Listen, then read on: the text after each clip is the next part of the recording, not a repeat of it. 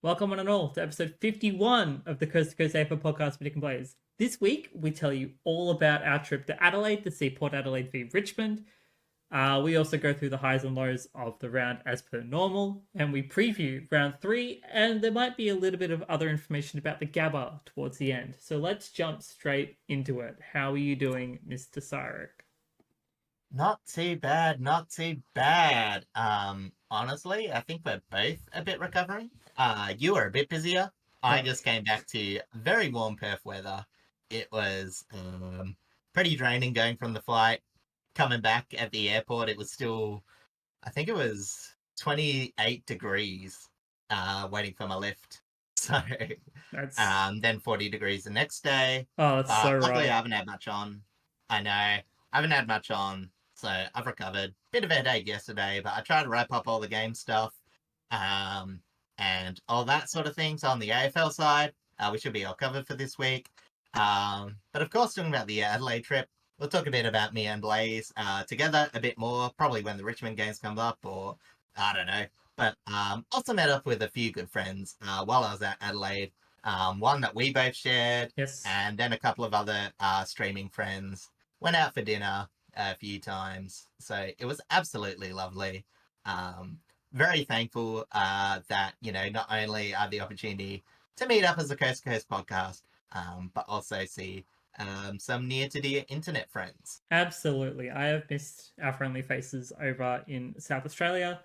My weekend, as you said, was very busy. So I worked on Friday. I also did my plasma donation as I normally do every 2 weeks on Friday as well. Then I also went in to catch up with the team that I was working with for the Game Expo, the big like LAN Marvel Rivals LAN tournament event that we were hosting at the Game Expo. So we went in and pre-prepped for that. And then I went to the airport to get my flight to Adelaide. I nearly missed it. So that was the thing. That part wasn't my fault per se, but it partially was. And then, yeah, obviously we went to Adelaide, we met up, crashed together at the hotel, went to the game together, caught up with friends, had lunch, had dinner. It was great time. I do have photos. I'll show them when we get to the Port Adelaide v Richmond game. And then I flew back Saturday night. I landed at like 11. I was on the same flight as the Richmond boys as they were coming back come back as well. So it was cool to see them. Unfortunately, it was on a loss, so mood was a little low. But I wasn't gonna go and bother them because of my social anxiety. Um, and then yeah, I woke up at like 5 a.m. on the Sunday to head in to get to the convention center by 7, so we could do all of our prep, get everything all set up and organized, have our meetings and make sure we're all good, fix any issues that we had. And it was pretty full on up until we finished the production at about 5 o'clock. Actually, it was more like 4:30, which gave me enough time to go to the merch booth, and I bought some merch from the event, which is very cool. And then I mostly just hung out with the rest of them. I didn't get home until like 11:30 that night, and then I was up at 5:30 the next day for work. So that was exhausting. And then tonight, as we're recording this, we're actually recording this Tuesday night because I've been so busy. I went out to see a comedy show with a dear friend of mine. We also went out for dinner, had a couple of drinks. It's been very busy, but it's been a great time. If you're in Melbourne, by the way, please go check out some of the acts at the Melbourne International Comedy Festival. This is not sponsored. I just want to say that there are some cool, amazing acts out there this festival, and it's definitely 100% worth checking out if you love comedy. Yeah, absolutely. As I said, Australia's pretty lucky, along the coast. The arts are pretty well funded. I know in Perth, went to a lot of fringe shows over the summer. Same, we just were at the end of Adelaide Fringe. Mm-hmm. We saw our friend enter a puzzling competition, which was pretty neat, pretty fun, pretty intense, honestly. Granted, we weren't there for very Yeah, long, but it seemed intense. yeah, exactly. Absolutely crushed it. But yeah, as I said, so yeah, honestly, comedy and all that sort of stuff. We're very lucky to have some very cheap entertainment. It always makes a good night out. So yeah, Absolutely. recommend it. All right, let's jump into our first game of the weekend, and that is Carlton and Hawthorn at the MCG. Yeah, and geez, it was yeah, it was sort of a bad week to be the boys in blue. The end result was Carlton finished with 60 points, 8-12, to Hawthorn's mirrored 80, which was 12-8. And that was just sort of the night for Carlton in a game where they actually, I think they had a fair amount of rights on winning. They had very strong clearance works. That part of their game was going. They had better looks on goals, and they had more turnover scoring chains. It was just Hawthorn's uncontested possession dominance and accuracy that helped them maintain their current undefeated run. And whilst it was probably like the least impressive win, um, some of the performers in this game will hold great hopes as their outside midfielders shone and their intercept defense continues to build. And little old Marby Ochol, forced to play centre pin in the forward line, actually did a pretty good job in the absence of probably their normal midfield base goal contributors, because Hawthorn were, I guess, struggling to get their normal looks. I know 80 points is a lot, but, they were very accurate. Mm-hmm. I think that was actually more off the back of good conversion to get that high. Whereas at Carlton probably should have been headed towards more the 80, 90 points in this game. So, yeah, as I said, it was not much of a showcase of offensive dominance. As I said, Hawthorn were, they weren't sort of hyper aggressive or anything. They were just methodically good. Whereas Hawthorn, Carlton were sort of trying to grind, low possessions, but trying to get deep entries, and it just wasn't working out for them. As I said, that forward line connection was completely off. It's fair to say. Yes. Yeah, pretty much. Like it's like they've been missing Kerno with injury. They lost Mackay to an illness, so he was a late out, replaced by Lewis Young, I believe. Yeah. Kerno was actually in this game, but he was just off pace. Oh yeah, he had come back from injury this week, didn't he? But yeah, there was very, very little cohesive connection between the forward line and their midfield. Like just pretty much the entire night. Yeah, Kerno was 5 possessions, 2 marks, and no score. So, as I said, not too much to do with their forward line. But I've also written, as I mentioned, while Carlton did fall apart in their inside 50s, Hawthorn's defense did really stand up. I want to give a systematic shout out to Josh Battle. He absolutely controlled the game. And as I said, Carlton themselves did themselves no favour, hacking it into a forward line. Again, with the underdone Kerno, no Mackay.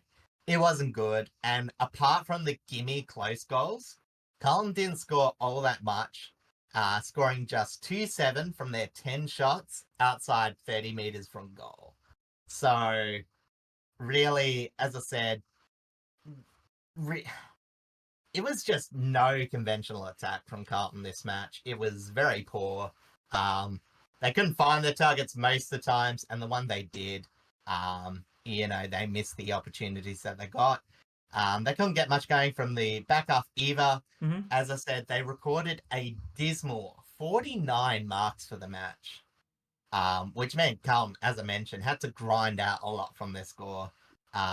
Whereas, as I mentioned, the Hawks generally had it easier when it came out to them and dominated in that last quarter, where Carlton sort of just faded out with a whimper, I would say. It was a close-ish margin, but yeah, it didn't feel all that close.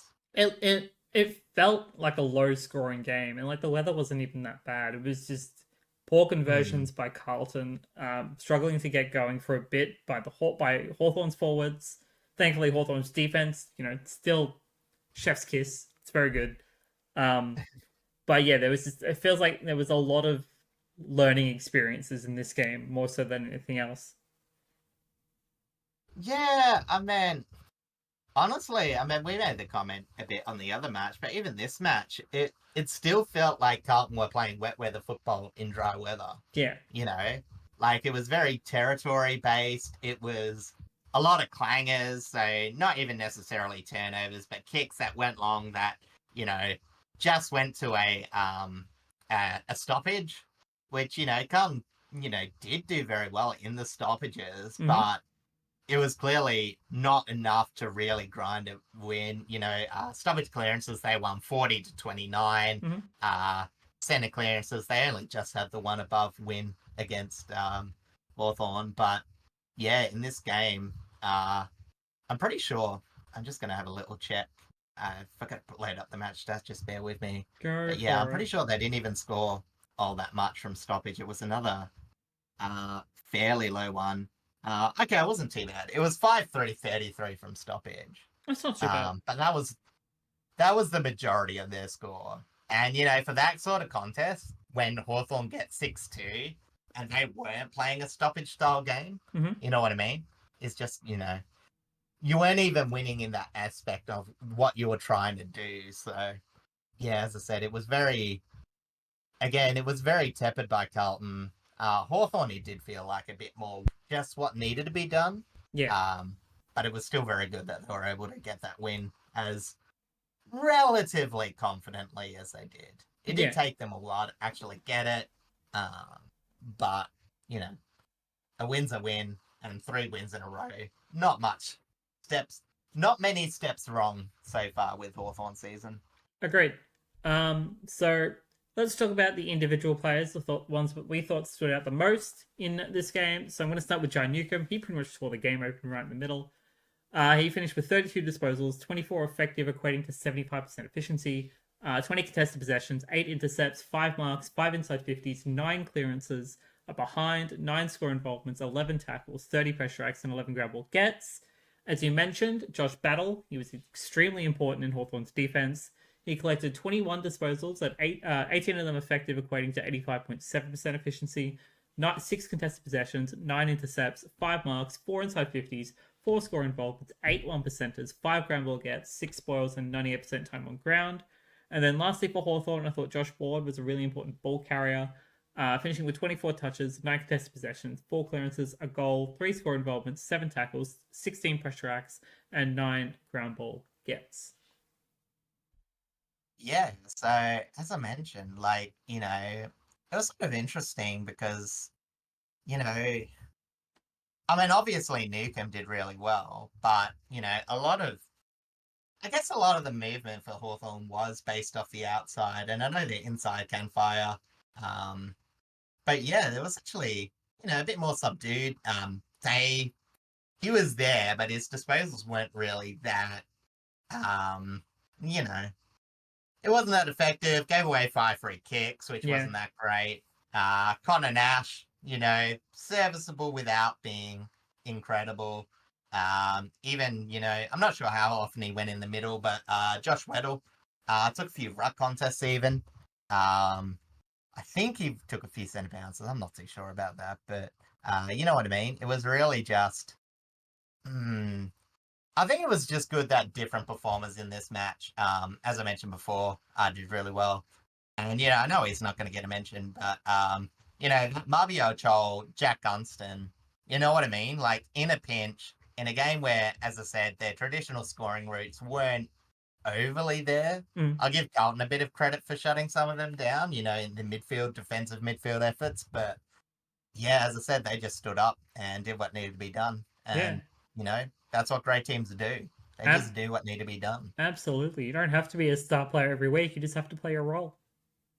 Yeah, and as I said, it's not because as I said, they've got those star players like Newcomb, Amon's having an absolutely on fire season. Josh Ward step up. Mm-hmm. We were actually talking about who would you rate as the best wingman, and I didn't actually finish thinking about it, but Josh Ward, you know what I mean? Like Yeah, he he's stepped up massively. off this season, yeah. Like he's had 3 games, I think over 20 possessions, a few goals for the season, a lot of tackles, a lot of clearances. Yeah, he's stepped up this year so far. Only at 22 years old, so Yeah, so they continue to find players to grow. and partnering him Absolutely fantastic. alongside D'Ambrosio on the other side of the wing, Mm, like that's a yeah, that's a masterclass in running power, just off that yeah. outside.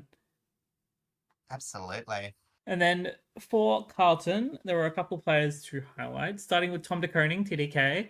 He was very solid in the ruck, getting 40 hitouts with 9 of them to advantage, and 19 touches, 10 contested possessions, 5 inside 50s, 7 clearances, a behind, 6 score involvements, and 3 1 percenters. And then George Hewitt was pretty much on par with Patrick Cripps in terms of efficiency in the midfield. He kicked 1-1 from 28 disposals, 19 of them effective, equating to 67.9% efficiency. 16 contested possessions, 4 inside 50s, 11 clearances, 7 score involvements, 11 tackles, 23 pressure acts, and 10 ground ball gets.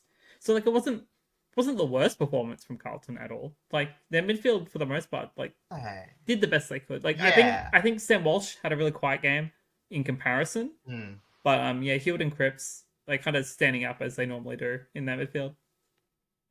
Yeah, and they had a few like very much almost players like Jesse Motlock, 1 goal 3, probably could have taken the game by the scruff of the neck. Same with Silvani. Mm-hmm. Matthew Cottrell, he got a very easy goal. He was involved with score involvements without, as I said, there was just like a few times, especially with some of the entries that they could have found better targets and all that.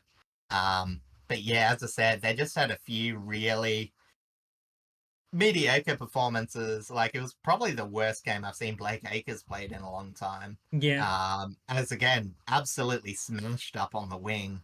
I think he was on Josh Ward's side, but I'm not exactly sure that that's really a pure defensive battle. But it was clear that Carlton didn't get much defensively going, whereas Hawthorn absolutely could.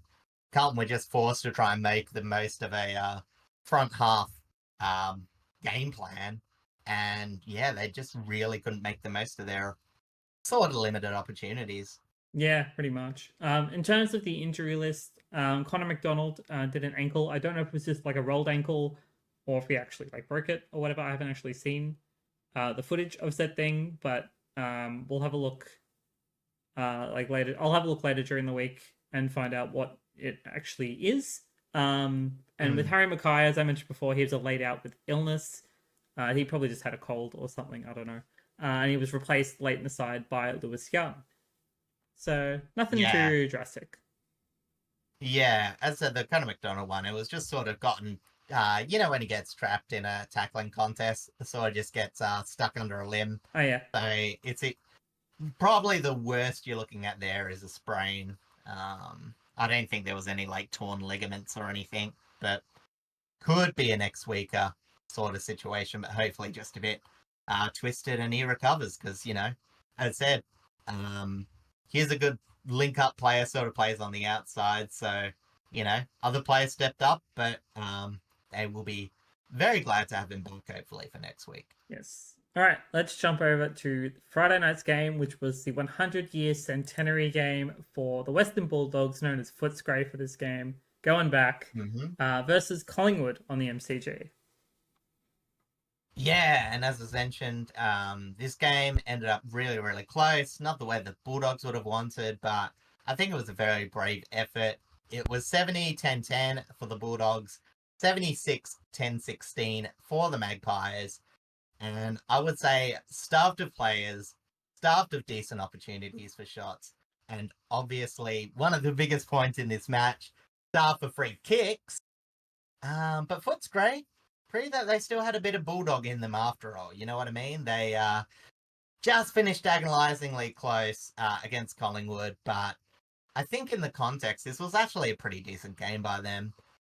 Systematically around the ground, the Dogs seemed to be fairly balanced, but they're just starting to lose a lot of production from their bottom 5 players, whilst Collingwood had a lot of players contributing, but not quite at an efficient enough level. And, I did have a look because I thought it was actually quite a lot. 15 out of 45 players, discounting McInnes. Reef McInnes went down very early. New defender. Very sad to see that. But they, as I said, 15 out of the 45 players that played tonight didn't get a over 5 point player ranking, which is pretty much just a bad game, to be fair. And 2 of those players were in the negatives. So, in terms of overall performances, there were a few players that did really well. Blaze will run through them, obviously, and the individual players. But yeah, even for both teams, yeah, unfortunately, they're just not quite fully fleshed, and it led to a lot of errors. And, like that 10-10, 10-16 final margin wasn't really that surprising. So again, a very scrappy game. Bulldogs might take away the fact that with their backs against the wall, they were still able to take it up to Collingwood at the G in what was pretty much an away style home match. You know what I mean? Like, there were a lot of Collingwood players there, despite it being such a big Bulldogs game. I don't blame the Bulldogs. You know what I mean? Sometimes it's just hard when you're up against such a big fan base like Collingwood's. Like, it was still really big turnout. Still a lot of Bulldogs representation, but you know what I mean? It's just, slightly lesser market Melbourne team versus a big market Collingwood team. Is, why Collingwood have such a big advantage, and, a 6-point game. I don't think it got them over the line, but definitely helps. Yeah, for sure. Especially when you have a veteran like Steele Sidebottom, like in the dying minutes, kick the sealer. Yeah, exactly. And a lot of the big veterans for Collingwood stood up. Whereas for the Bulldogs, I think they actually got a lot. They had a lot of veterans that stood up as well. Liberatore, Dale, Tim English, I thought was pretty good. I think the ruck battle was pretty even. Yeah, I agree. But, as I said, for the Bulldogs, in this period where they don't have all their available players, fledgling players like Priya, who almost scored the winning goal for the Bulldogs, had it not been for Steele Sidebottom. Obviously, Sam Darcy, what a match. You'll talk about that in a bit. And Sam Davidson. Your camera has died.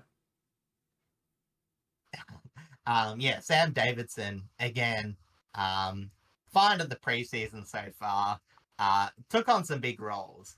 But as I mentioned, on the flip side, and I would say this is more for the Doggies than Collingwood, but yeah, there was a lot of middle of the pack players that didn't really stand up, when needed to. And as I said, the Bulldogs will be very disappointed because, when you're battling with injuries, players like Lachlan Bramble, Aaron Norton, Taylor Duray, James Harms even, he scored a goal, but not too big on the wing. Like, if they had production, they would have got it. But you know what I mean? Like, players that had played a lot less games with them had every right to have a worse game, but contributed. So it's like very painful in this close margin game to have some of those performances. The Bulldogs will look at this during the week. And, while I do think the free kicks probably separated the two teams, you know what I mean? Like, as it always does. It was also just a scrappy game. Like, there were other areas of improvement skill. Like, it was sting not to get the wing.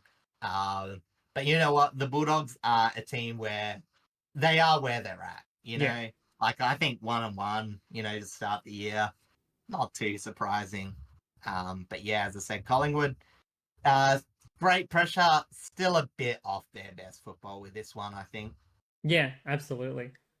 All right, let's jump over to the individual players for the game. I'm going to start, unfortunately. I say unfortunately because, the media still loves to talk about him very much. Is Nick Dacos. He pretty much had free roam in his role. He finished with 39 disposals, 27 of them effective, equating to 69.2% efficiency, 14 contested possessions, 7 marks, 8 inside 50s, 9 clearances, up behind, 11 score involvements, 4 tackles, 18 pressure acts, 9 ground ball gets, and 543 metres gained.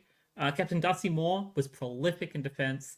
He collected 15 disposals, 12 of them effective, equating to 80% efficiency, 10 contested possessions, 12 intercepts, 3 tackles, 9 1%ers, 6 ground ball gets, and 8 spoils. And then underrated midfielder Ned Long. I think he put on immense pressure in the midfield, finishing with 13 disposals, 3 inside 50s, behind, 4 score involvements, 9 tackles, and 28 pressure acts. And we should say that's starting as a sub. So I think McInnes. It was the first quarter out when maybe it happened. halfway through the first quarter. Yeah, it was very early on. So early years sub. Ned Long, I think, is what, Is this like his? It'd be under 10 games so far, wouldn't he? I Still, think so, off the top of my head. Yeah, I don't it's think he hasn't weird. played It's very much. yeah, two-cop player though. I think he played for Brisbane initially.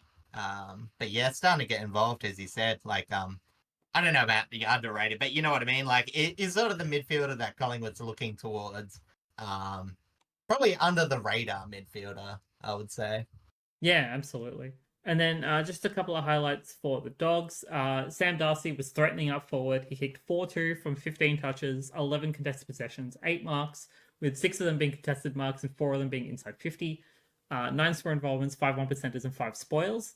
And then Ed Richards was so important with ball movement. He finished with 27 disposals, 11 contested possessions, 10 inside 50s, 5 clearances, 2 behinds, 9 score involvements, 17 pressure acts, 8 grab ball gets, and 644 meters gained.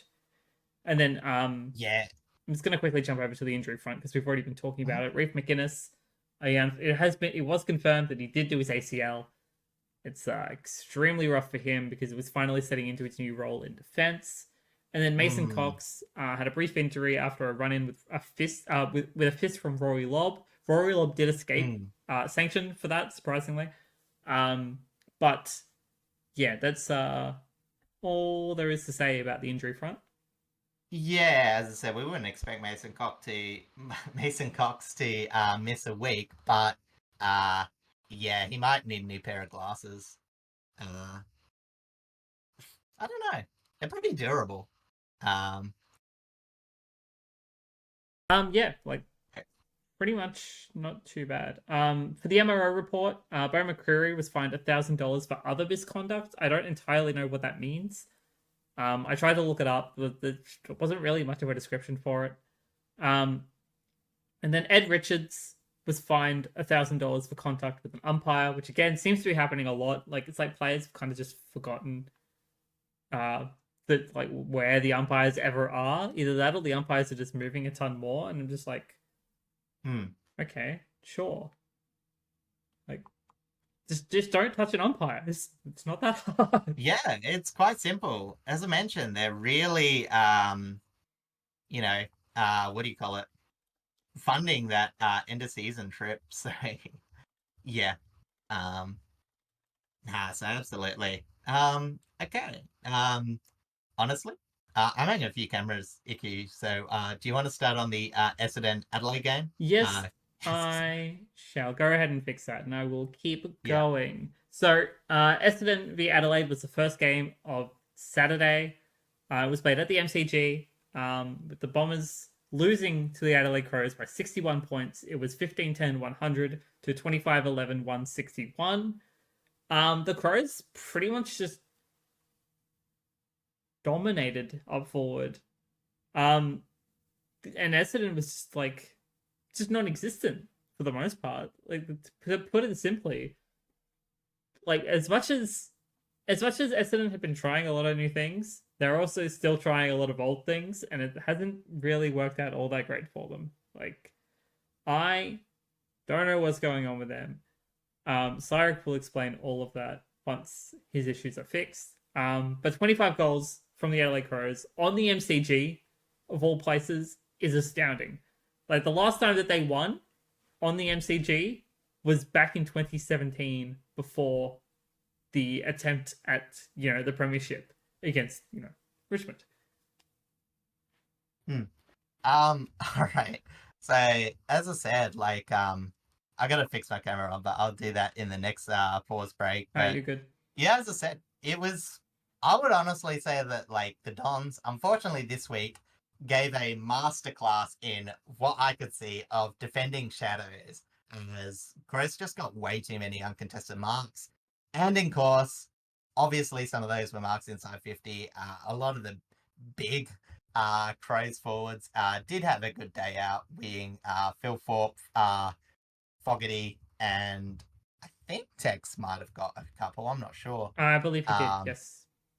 yeah. So anyway, yeah, as I said, so honestly, they led them to getting a massive 16-3 from set shots, obliterating an otherwise accurate and efficient Don's outfit in a game that and this is, I talk about X score and all that, but this is a game that was insane. 56.7 points were in this game that you would not have expected. So I think about 40 of those Crows got. I think they're expected to get around 120 odd. Mm-hmm. And the Dons got about 15 more than expected. So a great day for shooting. Oh Not a yeah, great day for defending. it was a beautiful Um, weather in Melbourne at the time, and they both teams definitely took advantage of that fact, which is why it was such a high scoring game. hmm. But I think on the flip side, and it was interesting because I tried to read a few outside sources for this week. Obviously, we didn't catch all the games, and I was looking at an article slash video by Ron Connolly, Ah yes, uh, who is a very good journalist, broadcaster as well. Honestly, in terms of like the more old school view, he's not as stats heavy, but he's like, you know, he looks into a lot more than other contemporaries around. So I always appreciate his view. And he was saying a lot about Essendon's defense and like the last, maybe 10 years. Three different coaches pretty much have been old bottom four defenses during that time. So that was at the end of the Herd era, ah into yeah, the Worsfold era, yep, into the Rutten, and obviously now with Brad Scott. Um, so one of the things he mentioned is like, Essendon for the longest time have been plugging in stopgap players, trying to fix it. And I think maybe, while Essendon's list is going good and it's looking forward, maybe there was just a period in that time where they didn't look internally enough. You know what I mean? mm, Like they're always looking outside for improvement. And I don't know if they've got enough onus on their players to make those defensive efforts. Because, we've seen Zach Merritt consistently always do it. He's a two-way player. I know he's more offensive, but he'll always still try and do the defensive thing as well. And I mentioned, I don't really mind Jai Caldwell's efforts. Even this game, pressure acts probably dropped off for some of his. But there's just so many players that just let players run out on their own, and it's almost like they don't know what a good structure looks like. yeah, And that was sort of the point he was making, that with this team, you know it's just it's almost a bit scary, that it's almost like any week that they can lose defensive form.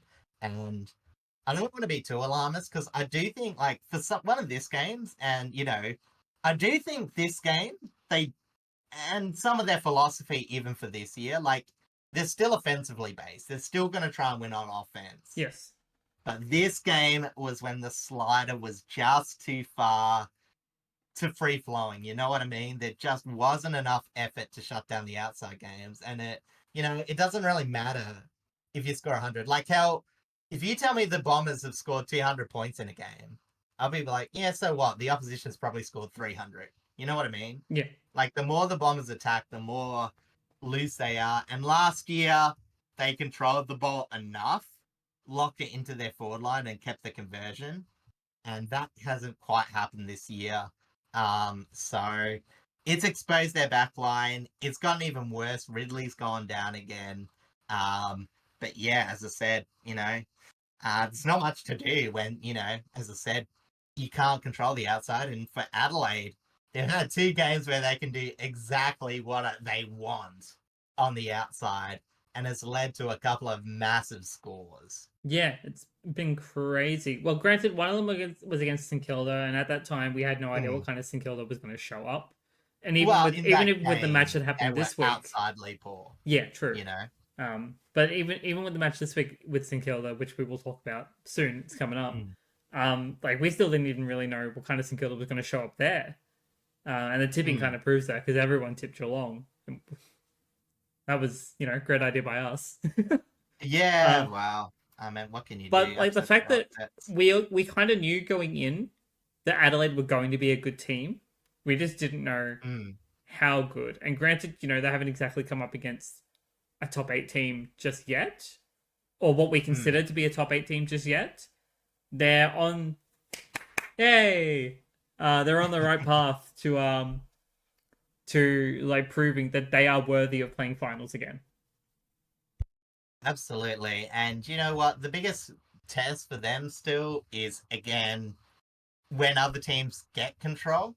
Because, I'm not saying it's going to be like a blight on them, the fact that Essendon and St Kilda still have been able to score against them.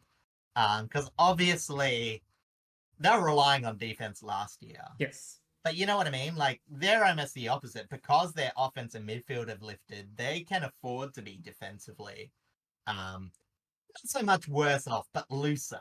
Um, so it's, you know, it makes sense. Their team's playing very well. It will just, it'll take there'll be a stretch, especially later in the year, where things get a bit more congested, players get tired. Um, that we'll see how well that this will run out. Whether that midfield will stay, whether that forward line will continue producing. Not so much about that in the later part of the year. It's more the midfield, but you know what I mean. Like, you don't want that connection to fall off as well. Yeah, exactly Um, right. and we'll see if that defense is, will still stick up, or whether playing this way for a certain time might expose them later in the year. But that's just being picky and pessimistic. The Adelaide Crows have set a foot wrong this year, to be honest. Well, no, and even in the off season, we all thought they were tracking really well in terms of what they did, Mm, like in the draft and the trades, and yeah, even with knowing for a fact that Tex probably isn't going to play every game. He definitely won't play every mm, game. This is probably his last season.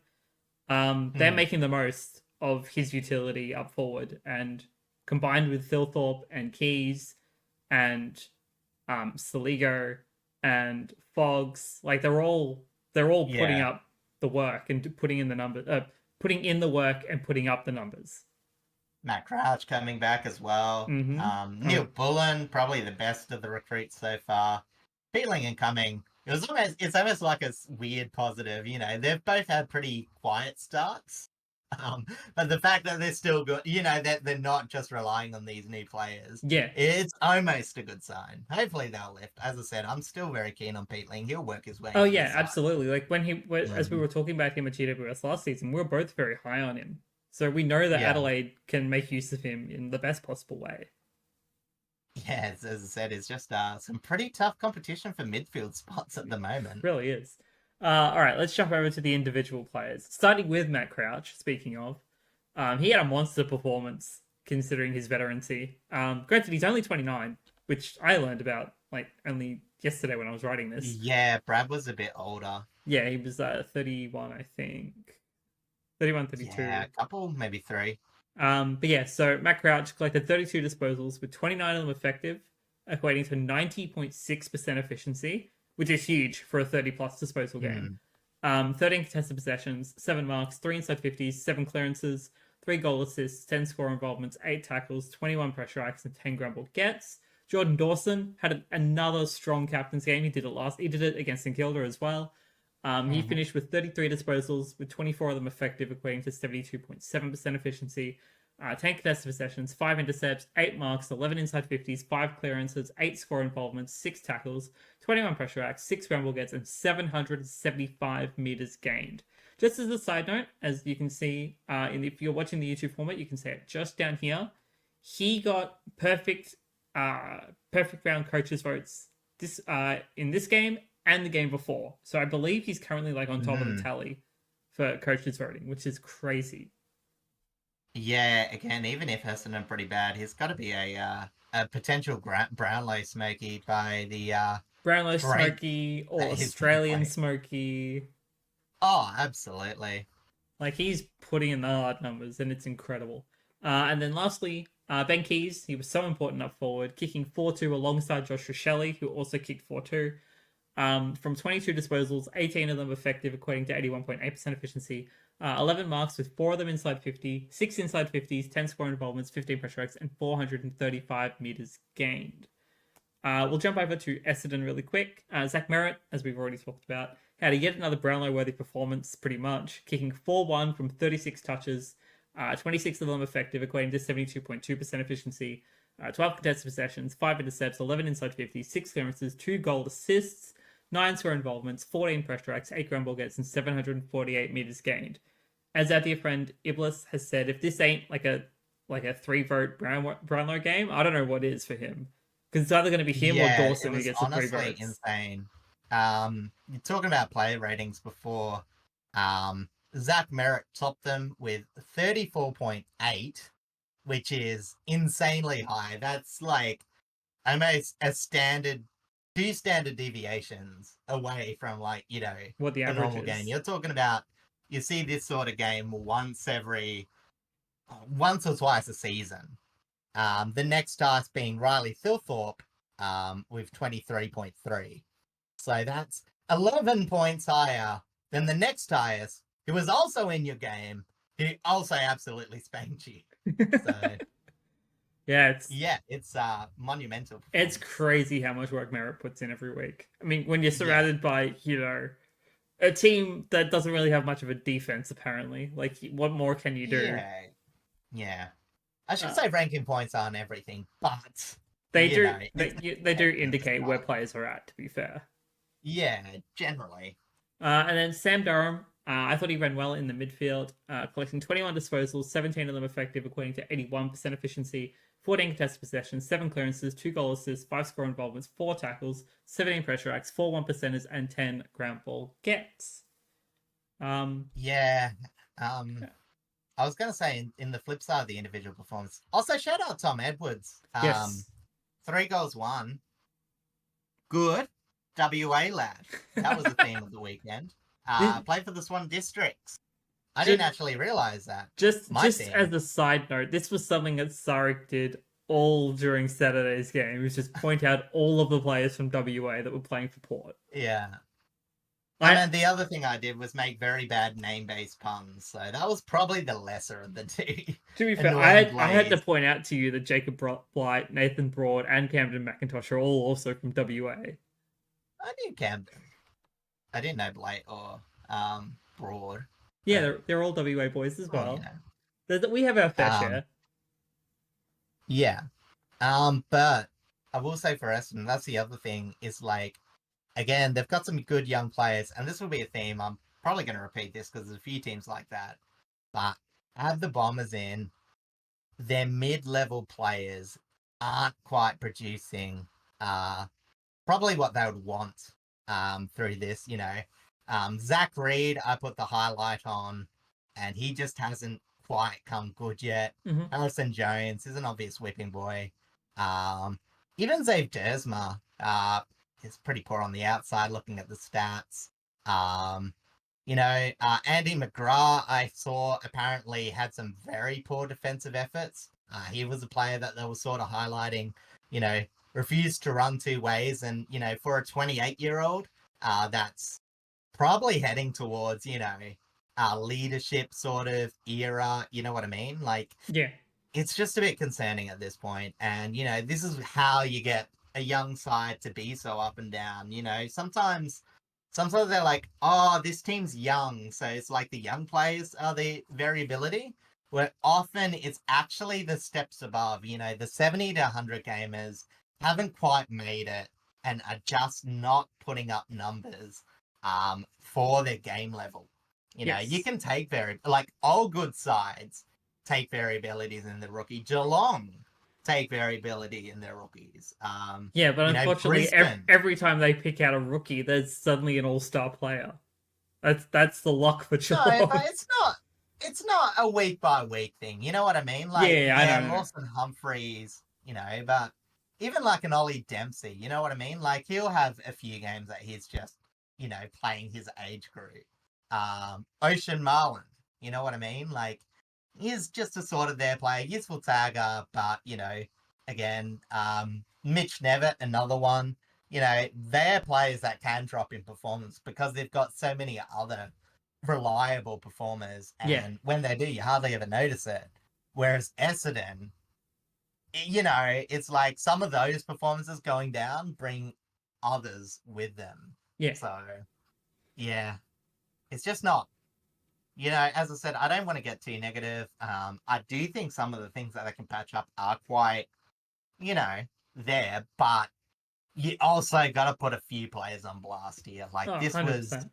not quite good enough, but also systematically, they've got to also adjust a few sliders as well. Yeah, having, like, to be fair, losing a bunch of their key players in defense has not helped them in the slightest. Yeah, but you can't just have a defense that, you know, they're like, oh, we lost Ridley. It's time to concede 100 points Oh every no, I game. agree. You know what I mean? Like their midfield besides Caldwell and Merritt need to step up massively. Yeah. And, you know, as I said, even, you know, is just sort of getting the limelight to being a bit not as great as they'd hope. But Ben McKay, you know, that's the real big Yeah, one, you supposedly know. the $1 million They, man, but he's doing less than nothing right now. well, yeah, and that's the thing. It's like, you know, I mentioned, you know, all the players that Essendon has sort of brought in to plug holes. And, you know, it's sort of a two-way street where A, they've got a system that they're not confident with anyway. You know what I mean? They're Yeah. never like, oh, we can just adjust a few things or rely on natural growth, yada, yada. We don't always have to go out and spend money to just always try and fix holes. You know, we can develop it for youth. So they've now got a stage where they don't have that many young defenders. And Ben McKay has clearly not quite fit the system that they've, you know, hoped that he would. So, you know, it's sort of that two-way street where this is an example of Essendon's bad list management. And also, I would even say bad leadership from the top. Mm. You know, um, they've recruited in a way that they've never inspired confidence in their own players because they're always like, oh, yeah, we'll go out and splash money. These players will fix us. These players, you know, they're always waiting for a Superman, but they've got Superman. Like Superman Zach Merritt, like his games Oh, are yeah, absolutely. beyond what you would expect from a leader, but it's still not enough. Honestly, So, this might be a slightly controversial opinion. Considering we're only what 2.5 rounds in, I say a half because opening round was literally half a round. yeah. Um, but genuinely, I think Zach Merritt could be the game's best player right now. Just based on stats alone, Um, I think he's at probably top three at minimum. Yeah, I mean, the only other thing I would say to that is Zach Merritt did have a few games where he was like that, and you know, he had a few that dropped off. You know what I mean? It's Oh, hard to maintain this effort no, no, I completely because agree. you know That's what what I I'm just mean. saying. Like, Like, just at this, like 2.5 yeah, rounds in, I think he's like already pushing that. and it's a shame because like this is a tone setter. Um, but you know, you've got the perfect captain setting the tone, but it's clear in other areas of the ground, as I said, in other leadership qualities. I'm not going to put it on Brad Scott yet. You know what I mean? Like, he It could be is part of the very early in the problem. season still to put it on. Like, Yeah, it just feels like it's still that outside Essendon, you know what I mean? And I think the board need to be looking internally as well. You know, as I said, I know that they've got to put the onus on the players, but I also think leadership wise and direction wise, Essendon just haven't been a club that have been going anywhere. And I don't think that this is going to be a reflection of the whole season. I do think Essendon have some positives to go on. mm-hmm. I still think they're rebuilding, probably a bottom four team. Um, but yeah, they really just need that better defensive effort because they can't be playing like this. This isn't a winnable strategy. You know, they can rely on offense, they can try and get that big score, but they can't be this defensively poor. Yeah, I agree. All right, jumping over to the MRO real quick. Mason Redman was fined 1,500 for rough conduct against Riley Thilthorpe. Wade Miller and Jade Gresham were both fined $1,000 each for contact with an umpire. Is it really that difficult to dodge an umpire? Come on. And then Sam Durham was fined Uh, $1,000 for attempting to trip Rory Laird. All right, yeah. let's get into it. Go on. Yeah, well, I guess I'll leave this off because in terms of the game, again, in terms of the time together, absolutely fantastic. I'm going to be In scrolling terms of the game, through the images that we took, all the photos that we yeah, took, as you go through your exactly. points and stuff. But in terms of the game, it was pretty tough to see Richmond go from last week, high pressure contest, able to get bodies on people, Whereas this one, I've titled it Bodies on the Outside because Port's outside movement was not even close to being stopped. The Power had far less pressure to contend with comparatively to last week, again, as well as Richmond not putting on pressure comparatively to last week. And they just got their game going with an insane 279 handballs, whilst Richmond only lay 39 tackles, just over half of what they had last week to force their win against the Blues. They just couldn't get near. I think. Did I put the uncontested possession stat?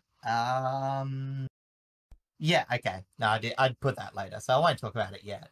But I will say, in terms of the inside midfield, they were also sort of bullying Richmond to the ball. Whilst clearances weren't a complete blowout, I think, just through eye level, there was a lot of difference between Port's clearances that, again, go to either an outside dangerous player or went deep forward 50, into contrast to Richmond, who were sort of playing a bit more hot potato. A lot of handballs that just went forward to space, not directly to a player, or, to a player that sort of, to a direct stoppage, a stoppage sort of handball. You handball it to get rid of it. But it's likely just to be a throw-up.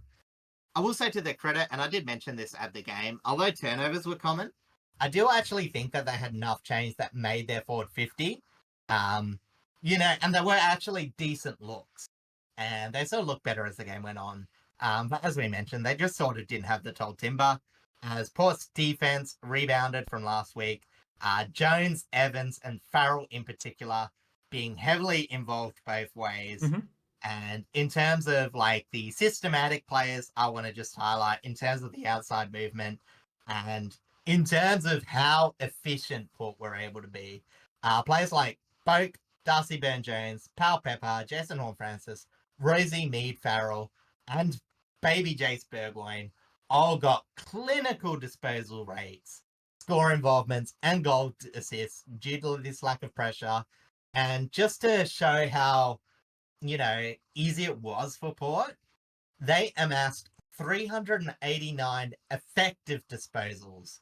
And that would tie St Kilda's total disposals for the round. And normally this is a stat that I might bring up to slam St Kilda. You know what I mean? I don't like too many cheap shots for a team. I feel like St Kilda is a team that I probably would do a bit more. But this isn't even slamming them. They were fourth in the round for disposals. So Port's 389 tied St Kilda's, which was already fourth most in disposals.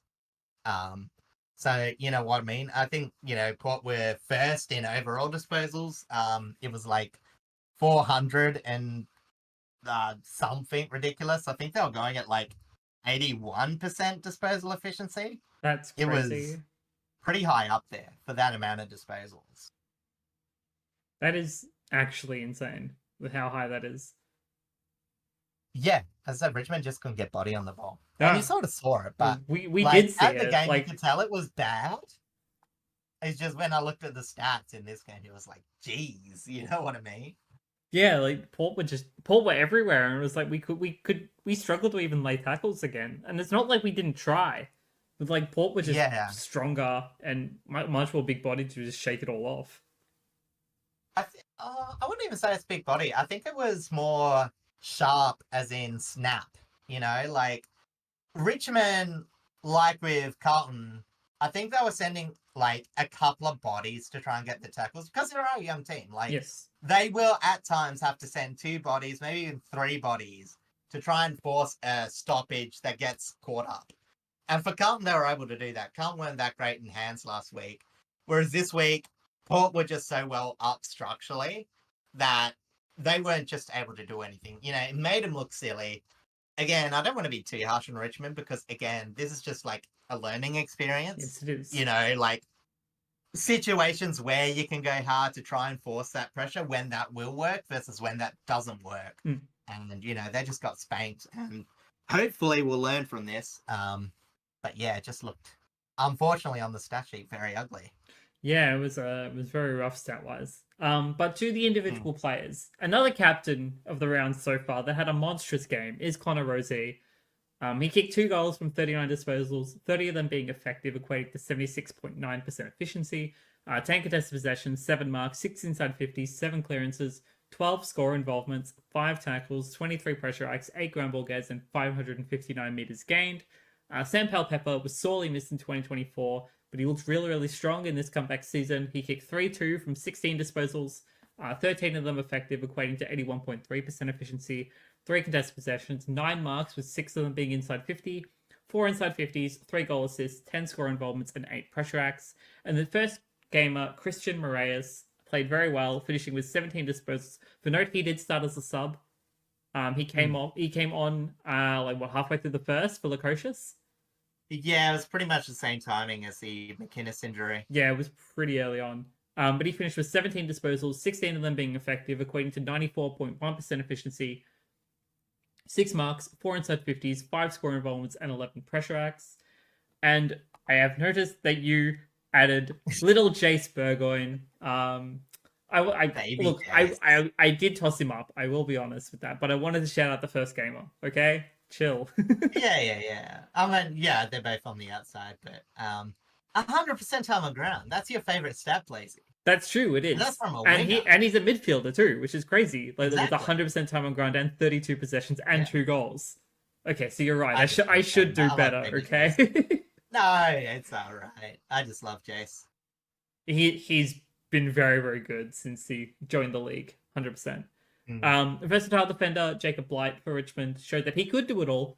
He was pushed forward and he kicked 1-1, being his first goal in AFL.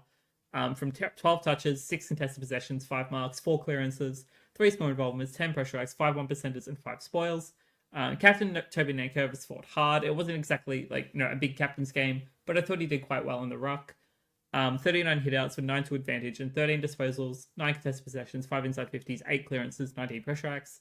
And I just want to briefly shout out Harry Armstrong, who kicked 2 goals when we needed them the most. Granted, it didn't change the outcome anyway, but that's besides the point. One of them being his first goal in AFL. And Liam Fawcett, who was unable to get on the park last season due to some rough injuries. But he also collected his first goal in AFL. Jumping over to the injury Mm. front, as I just mentioned, Jack Lukosius did a knee injury. I think it was quite That is innocuous. a broken kneecap, though, Yes, apparently. specifically a broken kneecap. That's not an ACL, Thankfully but not. it's also a broken kneecap, which I've never broken a kneecap, but I can only assume it hurts. This isn't the only broken kneecap in this round either. There was one that happened during Sunday's game too that I noticed. Oh, really? Yeah, we'll get to it later. Yeah. So he came off in the first quarter, and Christian Moraes came on, and then Sam Banks fell into a collision. Can't remember if it was friendly fire or not. But he ended up getting concussion, so he won't play next week.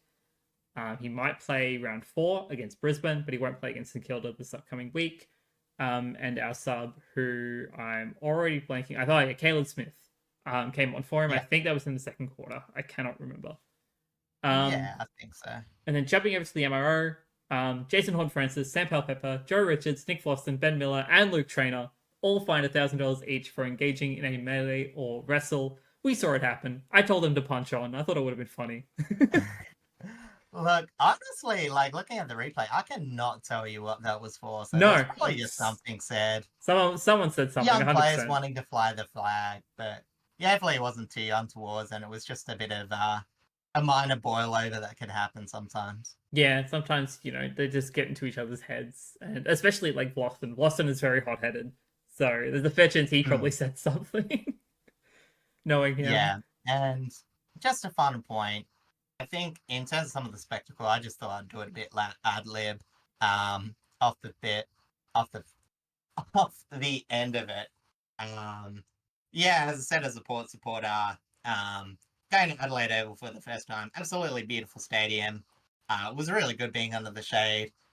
Got there just in time to see the cars go around.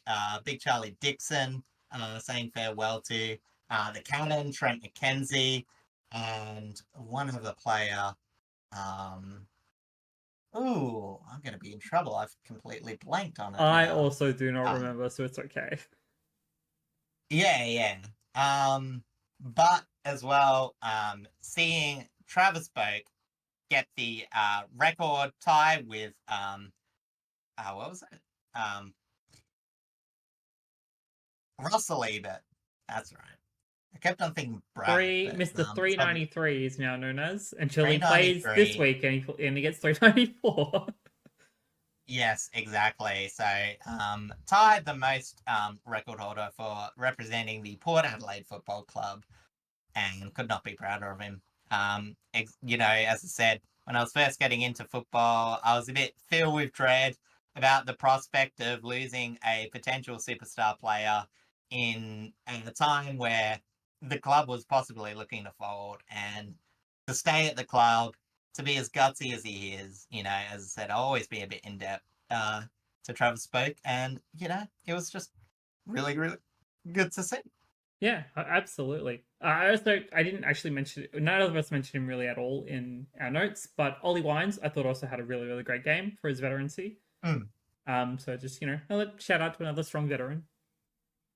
Yeah, very, very square head. I've seen it before, but every time you see it live, you can't help but notice how brilliantly square his head is.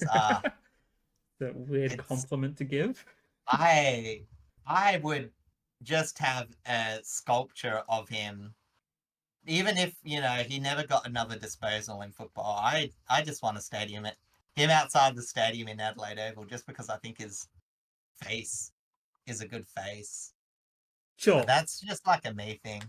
We will end that segment with that. Let's jump over to the That's last. the final statement we Yeah, have that's about where our we're get leaving together. it. Um, Yep. let's jump over to the Saturday night match at Marvel Stadium between St Kilda and Geelong. And in hindsight, I will be honest, as much as everyone did tip Geelong because we thought St Kilda did not look good against the Crows, and Geelong, actually looked really fairly good against Fremantle. The track record that St Kilda and Geelong have against each other at Marvel is far in favour of St Kilda, and no one considered to think about it. I did. I just didn't care because they could look so I awful. You know what I mean? mean, that's one way to. That's true. Like That's true. last year, the Saints were getting into a good form. The year before that, they were actually contenders. You know what I mean? Yeah, Like, not strong They did contenders, play but finals enough. technically in 2023. Yeah, Geelong didn't. So, you know what I mean? There's a bit of context there. But, it was still the last four. Worth considering. And if you did, you would have got a good tip because the Cats just couldn't quite seem to get it done against the Saints at Marvel. Hmm. Saints got on the hop early. They definitely went with an aggressive plan to try and get that early lead, but it was also a lot to do with accurate shooting as well. They scored 6-1 to 1-4 in the first quarter, which set them up. Mm-hmm. And in the second quarter, they had possession dominance that put them at a commanding 65 to 36 lead at halftime. Whilst their normal forward half pressure was off for the Cats, in the second half, they were able to get some opportunistic goals against a tiring and banged up Saints outfit, Mm-hmm. especially as super sub Ted Closey. He had an excellent 16 possession, 2-goal, 1 game coming off at halftime, turned the tide for them. But the Cats, they did come back, as I mentioned, but the last 15 minutes defensive stand was probably one of the best defensive stands we'll see all season. The Cats had a lot of inside 50s. The Saints were absolutely knackered, but they refused. It was a bend, not break defense. And also a very mature win for the Saints, because I know a lot of Saints fans are like, oh, why didn't we play as aggressively and all that? But this is a good Cats outfit. You know what I Yeah, mean? Like, they really this had had to. They really all had to the, surprise Geelong to be able to yeah, win this way that they did. and this had all the hallmarks of like a young team jumps the gun early but fades late sort of type of game, especially against the final contender. Yeah, There's another game we're going to talk about next, which was sort of the same thing. So, you know what I mean? Like, they had that good fortune with the accuracy. You don't always get that. You have that good fortune with Geelong just purely mucking around with it in their forward half. It has to be said. They, probably could have converted a bit more truly. Um, but you know what I mean? They held on, took the most of their good fortune. And yeah, as I said, in terms of like pressure, what a flip. They generated great intercepts with their solid forward half pressure, and uncharacteristically, this week they scored the second most forward half score in the league, behind Adelaide, who had, the ridiculous amount against the Bombers. They had a lot of back half turnovers, so that wasn't surprising for them. But again, Saints abysmal forward half scorers last week shows some good signs this week. They also had the novelty of 100% of their goals being goal assisted, which is the first team this year to do so. Port were very close. They had 20 of their 21 goals against Richmond goal assisted. So again, you can say, oh, they're a bit lucky to convert, but generally goal assists, you know what I mean? Like targeted options. So they're more often than not going to be nice set play goals. Oh yeah. So you know what I mean? Like, while they did have a bit of fortune, like some of it was by design. But yeah, once Geelong were able to clamp back up there, it was really, Geelong did try to make some move to restrict their ability to score well and reliably. Sorry. The moves that Geelong made to prevent St Kilda from scoring reliably, I also thought sort of restricted their ability to score well. You know what I mean? Like, it was a decision, like putting Jezza Cameron on the wing, micromanaging their centre bounce structure to curb some of their pretty big individual performances by the Saints. The Cats, they always have a high rotation, but, they put Mark Blicavs in the ruck because, once he taps the ball, even if he doesn't win it, he's normally a lot better at ground level, especially when compared to Sam de Koning, who is probably more of, that aggressive tap sort of ruckman. So, the Geelong Cats, it's also because they already weren't firing offensively. Maybe that's why they did choose to be defensively, but you know what I mean? Like, the Saints being good enough forced Geelong to maybe make the moves that they didn't quite want to make, but necessarily had to make. And that small difference probably was what made them hold on to the lead, at least in my opinion. No, I completely agree. The fact that Chris Scott made such important and specific movements to his players, having complete trust in his players that they can manage rotating roles. And the fact that St Kilda adapted to that and managed to hold on and secure this victory is huge. Not just for Ross from a coaching perspective, but for the players as a whole. It's an incredible morale booster. Yeah, and we talked last year about the midfield and it not being quite set, it looking a bit incomplete.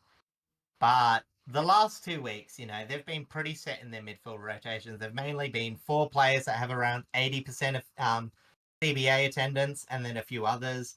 But for this week, it definitely paid off. They had their top 4 centre bounce attenders were McRae, Windhager, Steele, and Marshall, who had a combined 31 score involvements. While, as I mentioned, the Cats couldn't generate from their core. De Koning, Nevitt, Holmes, and Atkins, they were all around 60%. They had a lot of rotation, but that main core group only had 14 score involvements. So you could see that last year I said, yeah, the Cats, while they don't always get possessions, they do find ways to score from their midfield. This was a case where they did get solidly beaten. And you know what I mean? They had to scrap for their goals. And, as again, by design, Saints were able to make themselves more efficient. And you could almost argue by design, that's where 13-13 may have come from with the Cats. Not always getting their best look, having to scrap. Again, a lot of credit for almost actually winning this game. You know what I mean? Like, they were not far off. Yeah. But on the flip side, the Saints just put in so much effort, and it was good to see them get the reward of the win from this game. Absolutely. And granted, we're going to talk about it a bit later on, but going up against Richmond and St Kilda this weekend, St Kilda coming off of this game, and then a fired up young Richmond team coming up against the loss against Port Adelaide. As much as it's being played at Marvel, I think it's going to be a very, very strong matchup and a very, very interesting matchup. And we'll get to that a little bit more in depth a bit later. But for now, let's jump over to the individual players. And as you mentioned, Jack McRae, what an amazing recruit so far for St Kilda. Oh, absolutely. He I was, told you he was still oh young. yeah, I He's know. not a. And like I never rated him badly at the Dogs, but like just being able to Mm, see him flourish a little bit more, considering, the players he was surrounded by at the Dogs. Your yeah. Bontempellis, your Liberatores, your Trelaws. Like Yeah, it was he's just so finally able to sad shine. seeing him forced outside when he was clearly one of the better inside midfielders and still very effective. Mm, Um, but yeah, as you mentioned, he's just a perfect fit for this Saints outfit. he is. I So he wasn't like was skeptical or all that. I was just like, as long as they use him well, which I wasn't trusting the Saints to actually do. You know what I mean? true. But they seem to got the most out of him, and he looks terrific so far. Sorry, I Absolutely. just realized you hadn't actually gone through his stats. So I'll No, I let you haven't do yet. So let's do that now. So that. he was as he was completely dominant in the middle, pretty much. 35 disposals at 29 of them effective, equating to 82.9% efficiency. 16 contested possessions, 8 marks, 7 inside 50s, 9 clearances, 10 score involvements, 10 tackles, 22 pressure acts, 10 ground ball gets, and 442 meters gained. Rowan Marshall, as we also mentioned before, was an important pillar in the ruck. 32 hitouts, 10 to advantage, and 29 touches, 14 contested possessions, 6 marks, 6 inside 50s, 7 clearances, a behind, 8 score involvements, 6 tackles, 11 pressure acts, 7 ground ball gets. And then underrated forward, because he doesn't actually get talked all that much, is Mason Wood. I thought he had a really, really strong game. He kicked 2-1 from 26 disposals, 19 of them effective, equating to 73.1% efficiency, 8 contested possessions, 7 intercepts, 10 marks, 8 score involvements, 14 pressure acts, and 7 ground ball gets. And Yeah, then, as I said, absolutely, like, all round, like, the Saints top tier players. And, like, I'd say, like, they still had a pretty even-ish performance, probably actually more so than Collingwood in terms of, like, percentage of players that played around their skill level. mm, Um, but you know what I mean? Like, a few players were struggling either with injuries or being young, and that just made their top end talent play even harder. Even players like Zach Jones, Wangini Malira definitely was a hell of a lot better with his ball use than he was last week mm-hmm. as well. Same with Jackson Clare, even Yeah, absolutely. bit more cleaner, looked a lot better. And then jumping over to Geelong, Connor O'Sullivan, who won the Rising Star for the week. He looked very solid, collecting 15 disposals, 8 contested possessions, 9 intercepts, 7 marks, 4 inside 50s, 5 score involvements, 10 pressure acts, 8 1%ers, and 7 spoils. I believe a lot of his heavier involvement did come in the second half when Geelong had their Yeah, big fight back. and I So, know you didn't good get to on see him. it because you were on the flight, I but was. he took a very brave going back with a flight bowl. It was just a chaos bowl, high snap. Connor O'Sullivan running back like he's a 150 big body player. And yeah, just took a very courageous mark. So, Actual legendary performance right there from a Rising Star. hmm? And then just as the last little player to talk about is Tom Atkins. I thought he put on immense pressure, finishing with 20 touches, 11 contested possessions, 6 clearances, 11 tackles, 29 pressure acts, and 10 grab ball gets. And then just jumping quickly over to the injury front, Liam Stocker was unfortunately concussed with St Kilda and will not play in next week's game. Tom Stewart, apparently he hit his knee just really hard on the turf and like injured it fairly badly. Oh, That's yeah. that's at least what the report Okay. says. I don't entirely know how bad it is. Was But that it the being other Tom broken Stewart, kneecap? no, I don't think it is. I think I do Oh, specifically mention it. It's one of the Sunday's games, I think. Um, okay. Oh, yeah, it's not Sunday. Yeah. but yeah, being Tom Stewart in his 30s, I don't know how long it'll take for him to recover from that. I don't know how bad it is either. And Bailey Smith, he was a late change. He was pretty much ready to go right until like I think until the warm up, where I think he had calf soreness or like something like that. So he Yeah. was a late change. I can't remember who come in for him, but that's Tech unfortunate. Lacey. Yes, there we go. Thank you. And then jumping over to the MRO, Jack Higgins was fined $2,000 for rough conduct against Connor O'Sullivan. Speaking of, Patrick Dangerfield was fined $3,750 for striking Ryan Burns, and then Isaiah Wangani Yeah, that was Miller. close to sorry, that was close to an actual, you know what I mean? Like Yeah, eye contact off the ball 1 week sort of thing. Yeah, but would he actually get a week knowing him in the MRO? Probably not. Ah, he can't give out like Players Association cupcake baskets anymore. True.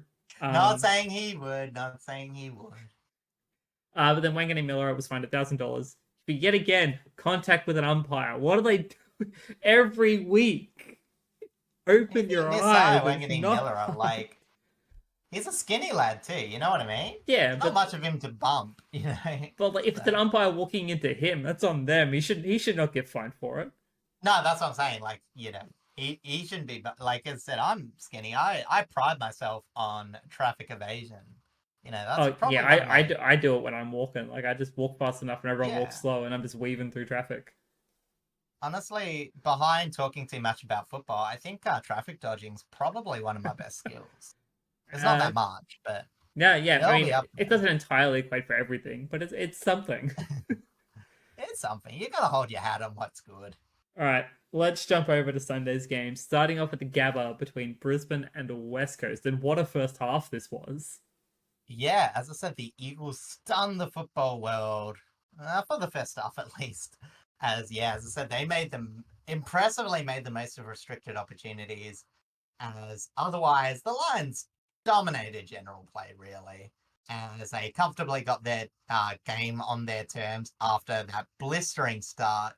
Honestly, I probably should have shared the score chart because I was like, oh, the document's already big enough and all that sort of thing. But when you see like the Eagles shot chart and where they were having their shots, for them to get 11-9 is absolutely ridiculous. I think they scored in the first quarter about, I think it was like 15 odd points more than expected. That's Um, well, yeah, so, that was kind of it's expected for them to be ahead at all by that point, yeah. especially when you're going up against the Like, reigning premiers of all teams. yeah. And again, like I didn't get the shot chart, but just to show you how weird this game was, the Eagles were 0-1 from 3 shots, versus 8-5-53 from 16 shots. That was shots 0 to 30 meters out. That was 0-1 from 3. Mm-hmm. Compared to 40 meters outward, that was 8-5-53 from 16. So they got nothing close and everything further away. This was just insane. Like one of the weirdest offensive conversions you can get. Um, Again, offense stood up today. Today, Sunday. Defense probably did as much as they could against the Lions offense, but again, it was just the middle of the ground that let them down. And while they did find another option in Clay Hole, that did pretty good. And Tim Kelly, from what I saw, had a really good game. It was, I don't want to like highlight these three, but you know, Harley Reid, Elijah Hewitt, Liam Baker, they were just clanging kings from the centre. I And the agree. Eagles were unfortunately juggling more ruckman than they actually had ruckman in the centre.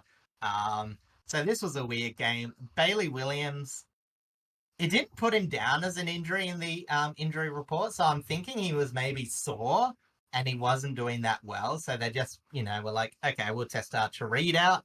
Then Reid gets a little niggle, was absolutely smashed. So went off at 3/4 time, didn't return on. And then Reuven Jipney, they put him in the ruck. Why not? That was a choice. Why not? Yeah, why not? I mean, he's what, like maybe 180 something? Like they were literally playing him for an extra body in the midfield. And look, I didn't go deep into like the midfield stats from all this. Like from what I could tell after halftime, Brisbane fairly comfortably controlled it. But it was just patchwork in their centre. And I mentioned Harley Reid. He made the what do you call it? The ignoble stats award for this week, having 7 free kicks against, which is most in Eagles history for a game. Amazingly, the next best is Harley Reid at 5, which amazed me because no other Eagles midfielder had more than 5. That was actually shared with another player. I But figured it would be, in but his young I think that's career, funny. yeah, as I said, in his young career, he's already got it. And, again, a lot's going to be said about it. But you know what I A mean? lot has Like, the already biggest been said thing, about it. yeah, and, it's like a lot about the birds and the bees with Harley. But the main thing is like, you don't want to take away his confidence, but maybe you address it as the midfield as a whole. Like, say, hey, we just can't be ill-disciplined. We're already struggling. Be proactive, even maybe, with a few loose tackles, but don't give away dumb stuff. Yeah.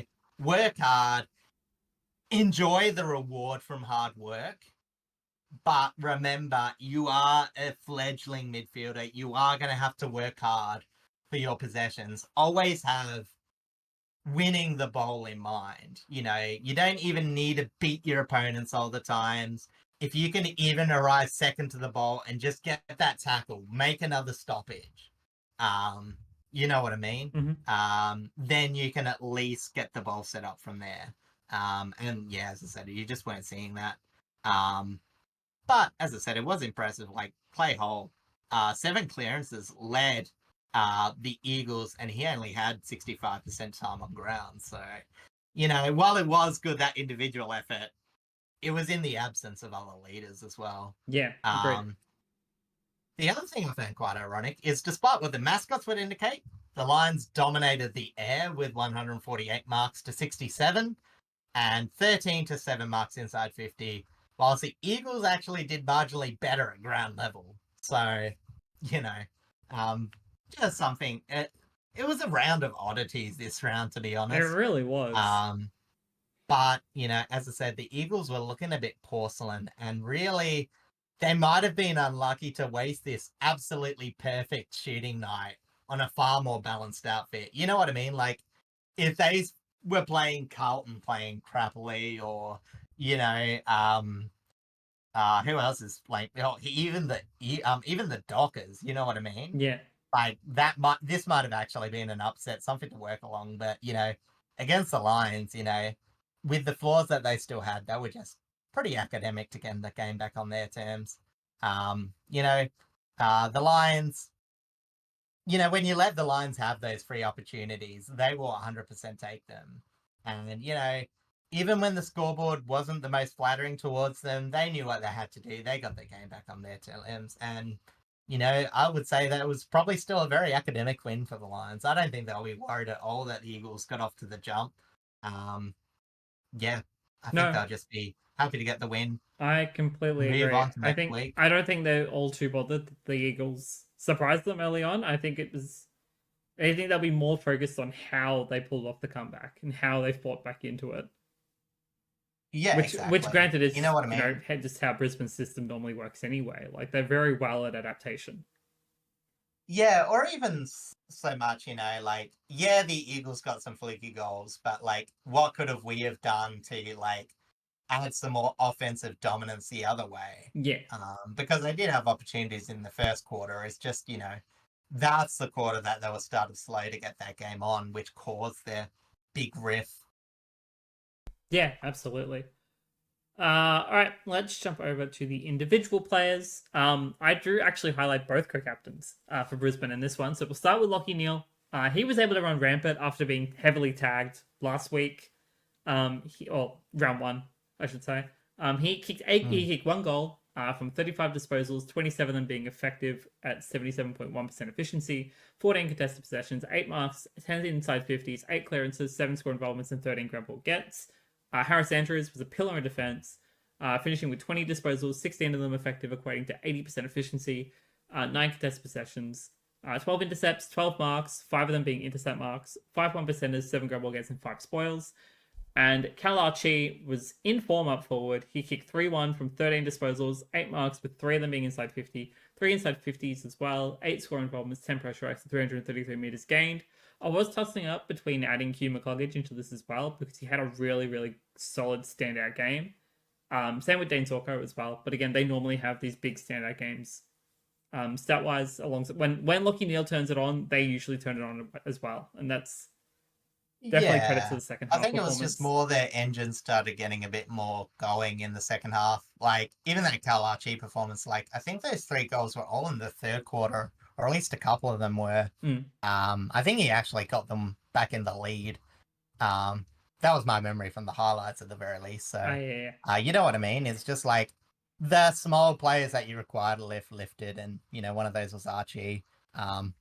Not sure about McCluggage or like Zorko and all that sort of thing, but yeah, there was a few players that had a bit better second halves. Yeah, for sure. And then jumping over to West Coast, Flying Ryan, Mr. Liam Ryan. He was sharp Mm. in front of goals, kicked 3-1 from 16 disposals, 7 contested possessions, 4 intercepts, 4 marks, with 3 of them being inside 50, 6 score involvements, and 6 scramble gets. It's very good to see him pretty much back on solid park. Like, he's been, out with Mm. injury, having rough Yeah. form. So it's good to see a strong veteran back on the field and having solid performance, because you don't really get to Oh, with West absolutely. Coast. You don't really see it all that often unless it's McGovern. Mm. um, Yeah, exactly. You know what I mean? It's just, especially in that forward line where they can actually get things going. yeah, Uh, like it's not, you can't just entirely leave it all up to Allen and Waterman. Like, but mm. having Liam Ryan like solid on the field is always good to see. And then you Yeah. did mention him before, but I did put Tim Kelly down here, just as kind of the best ball mover in the midfield for them. 29 touches, Mhm. 13 contested possessions, 5 marks, 5 inside 50s, 6 clearances behind, 2 goal assists, 6 score involvements, 5 pressure strikes, 10 grab ball gets, and 444 meters gained. Yeah. And one last thing I will say, like, again, with that Liam Ryan thing, sorry, I just need a bit of time to look it up. Okay. Having him be so lively, is very important because the Eagles, they only got 48 inside 50s this match, Mm. and they got 41 last match. So even though they scored a lot better, I think it was quite double what they scored last time, but 11-9 was a lot better. Um, you know what I mean? Like, it just took a bit of tinkering in the forward line to actually get a bit more conversion. Where against the Suns, even when they did get it inside 50, they didn't look the best. Yeah. So, of all the things to take out of this game, Eagles fan, do you have the faith in your offense? Pray Pray that that some form of somehow defense can show McQualter up. can get one of the worst midfields to actually get the ball there. But you know what I mean? At least when you do, they might have a semblance. And it's sort Yes. of a good segue too, because the next team had this exact same problem, bit of a better midfield, for the last few years, but never quite getting the scores from it. And this game, Blazy, oh, they did get it done against a dismal Melbourne outfit. You're So telling North Melbourne, You're oh, telling sorry. me. So I was, as we were running the TGX Marvel Rivals production on Sunday, I was kind of loosely keeping an eye on like the footy scores, right? So I saw the West Coast out in front at the end of the first quarter. That I saw their slow decline, back, Hmm. as Brisbane took control of that game. And when I watched the scores for this game, I was like, "What the heck is going on?" Because Yeah. North Melbourne and Melbourne, what happened? Yeah, because it was just a strange thing. Because I think I was like getting to the airport at the time. I flicked it over a bit for it, and I was like, oh, North's winning by a bit. Oh, Melbourne's still keeping an arm's distance. Oh, it's not too bad halftime. And then after halftime, North Melbourne just rocketing away. And yeah, as I said, so the final scoreline I should say was 125 9-11 for North. 1911. Melbourne 9-12 66. Sorry, what did I say? 9-11. Oh, sorry. Yeah, no, I said 19 weird. Um, but yeah, as we've mentioned before, Melbourne have been saying years that they're going to build this engine off the core of some impressive young midfield talent. And if this is the case, this is what you would show to the investors of what North Melbourne could be. Yes. And hopefully this is a sign of actual growth and not just a one-off performance. Again, last week probably indicates that this is sort of the case because they did actually all right against the Bulldogs. But yeah, with an amazing 7-1 score from centre bounces, North North got easy looks at an all-at-sea Melbourne defence, while Melbourne's forwards out of the contest all night. So North Melbourne's defence, I thought, actually, again, I didn't watch all of it. I watched bits and pieces, but looking at the final stats distributions and what happened, look, I know Melbourne's forward line isn't the strongest, but North Melbourne made sure that they couldn't capitalise on anything. Or even like players that are normally fairly good, like Bailey's Fritsch, got absolutely shut down. So yeah, North Melbourne, even their defense stood up, and you'll highlight a player that was very big in that. I will. Just before you keep going, I did manage to watch the highlights for this game, and I kept a close eye on North Melbourne's defense, as you've already kind of been talking about, and like the fact that we've been talking about how their defense isn't really all that rated, and the fact that it matched up kind of so perfectly against like what Melbourne could present, and managed to just completely dismantle them essentially. Like that's insanely impressive. Yeah, because you need them to have a confidence win. Because as a team, like you look at the team metrics, and partially when you've got the worst defensive statistics and you're a defender, like that it's hard to internally believe that in any sort of matchup you're looking to win, looking to have a good day out. So for them to actually have this win as well against Melbourne, Melbourne's forward line, I should say, hopefully will maybe pump up a bit of belief in them. I will say that Melbourne did also get bailed out by two really good individual performances. Whilst you'll probably mention them. I think you mentioned them in your individual. Whilst the only other one that really performed was youngster Xavier Lindsay. So really, it was a 3-player performance match for Melbourne, which is very disappointing. Like that's something we accuse North of being, like very reliant on a very few players, normally in their midfield. Whereas actually a bit of flip script. Roos, generally, again, I didn't watch the whole thing, but even from the highlights, most of their performers did around what you would expect them to do, whereas Melbourne just had some fallen off the cliff performers. It was not very good to look at. Yeah.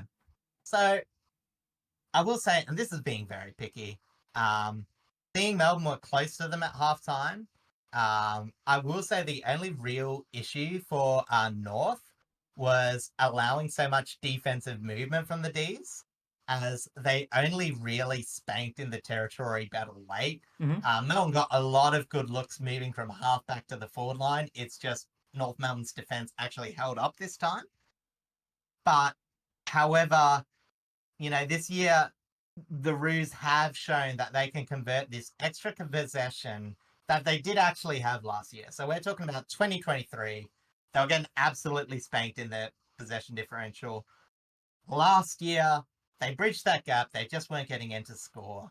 Whereas this year, maybe this is the efficient and impactful scoring growth that we can see from this good midfield.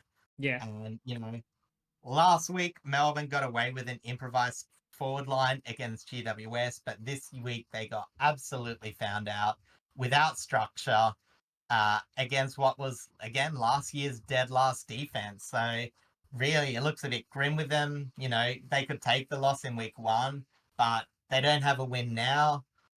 They still want to be pushing for finals, but again, just that variance in individual performances in structure. Like, we knew Melbourne could be variable going into this season. We did. But again, this early to have, again, some of even the veteran performances. We mentioned it earlier in the podcast. This is another Dame. Bailey Fritsch absolutely disappeared. Harrison Petty, apparently very badly. Trent Rivers, one of the first games in a while, he lowered his head.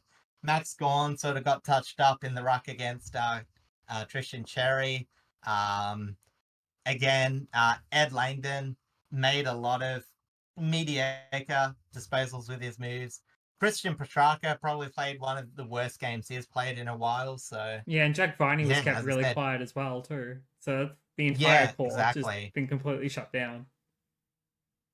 Yeah, exactly. So You know what I mean? Again, it's another case where, Xavier Lindesay, I don't really know how Jack Henderson did, but stats wise, he seemed to go pretty well. So, you know, even Van Royen, I know he only got one goal too, but he still took a few marks and all that sort of thing. So, you know, yeah, you're sort of looking at the some of the bigger leaders to stand up in this game, and it just didn't happen. Yeah, I completely agree. Jumping over to our individual players list, of course I'm going to have to talk about him. You already mentioned him, Tristan Sherry, my Yeah. All Australian. He's definitely putting another stamp towards All Australian selection in 2025 right off the bat.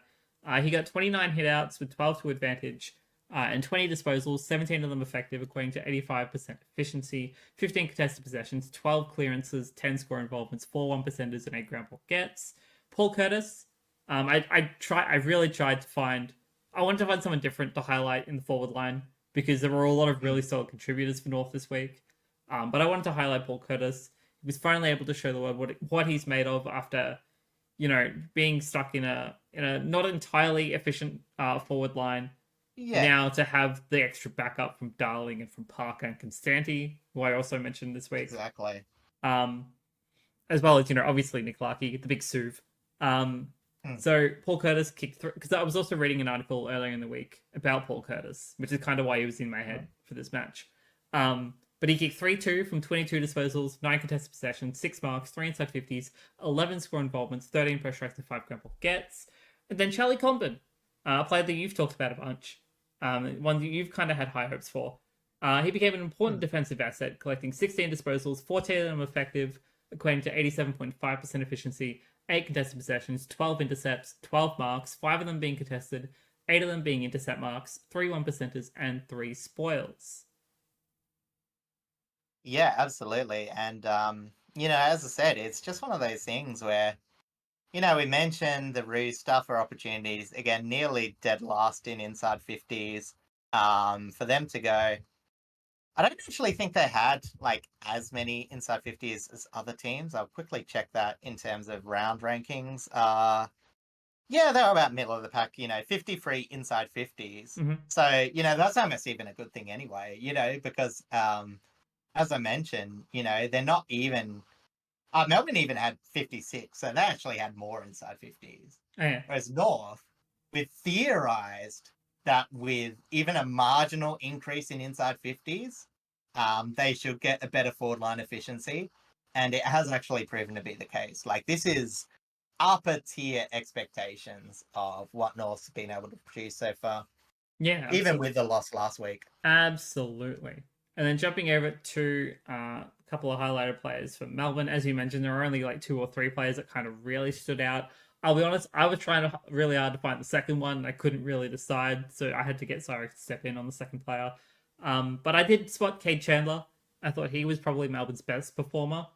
He kicked 3-1 from 25 touches, 19 of them effective, equating to 76% efficiency, 10 contested possessions, 4 intercepts, 7 marks, with 3 of them being inside 50, 7 inside 50s, 4 clearances, 10 score involvements, 23 pressure acts, 5 ground ball gets, and 588 meters gained. And then Clayton Oliver was probably the only other D to really get something going. He finished with 36 disposals, 28 of them effective, equating to 77.8% efficiency, 19 contested possessions, 12 clearances, 9 score involvements, a goal, 18 pressure acts, 16 ground ball gets, and 411 meters gained. And I did want to briefly shout out, as I did kind of mention it before, Jacob Constanti. He kicked his first AFL goal. Luke Parker kicked his first Kangaroo goal. And it was Jack Darling's 300th game. Yeah, so pretty much really nice from North. It's just like I said, I'm still a bit skeptical about the longevity of some of this. Again, especially with that defense, they will still have some tougher matchups. Mm-hmm. I don't think scoring will be as easy as the Demons sort of let it be, because as I said, their defense apparently was very atrocious. And from the little bits I looked at when they were starting to get blown away, it did look very academic. But it would just be like really, it would be almost vindictive to call anything but a really, really good start to the season for North. Yeah, absolutely. As I said, probably looking to maybe even escape the bottom 8 with this outlook so far. bottom 8. Bottom 4. Bottom 4. So, you know, you know, again, like, what are the 1 win so far, 7 wins probably isn't out the question. Yeah, It's just especially if whether they they're, maintain it. especially as as the season goes on, this sort of system that they've clearly been developing, with the inclusion of the veteran players, has like so much more to give, and it's only going to get better, Mm. hopefully.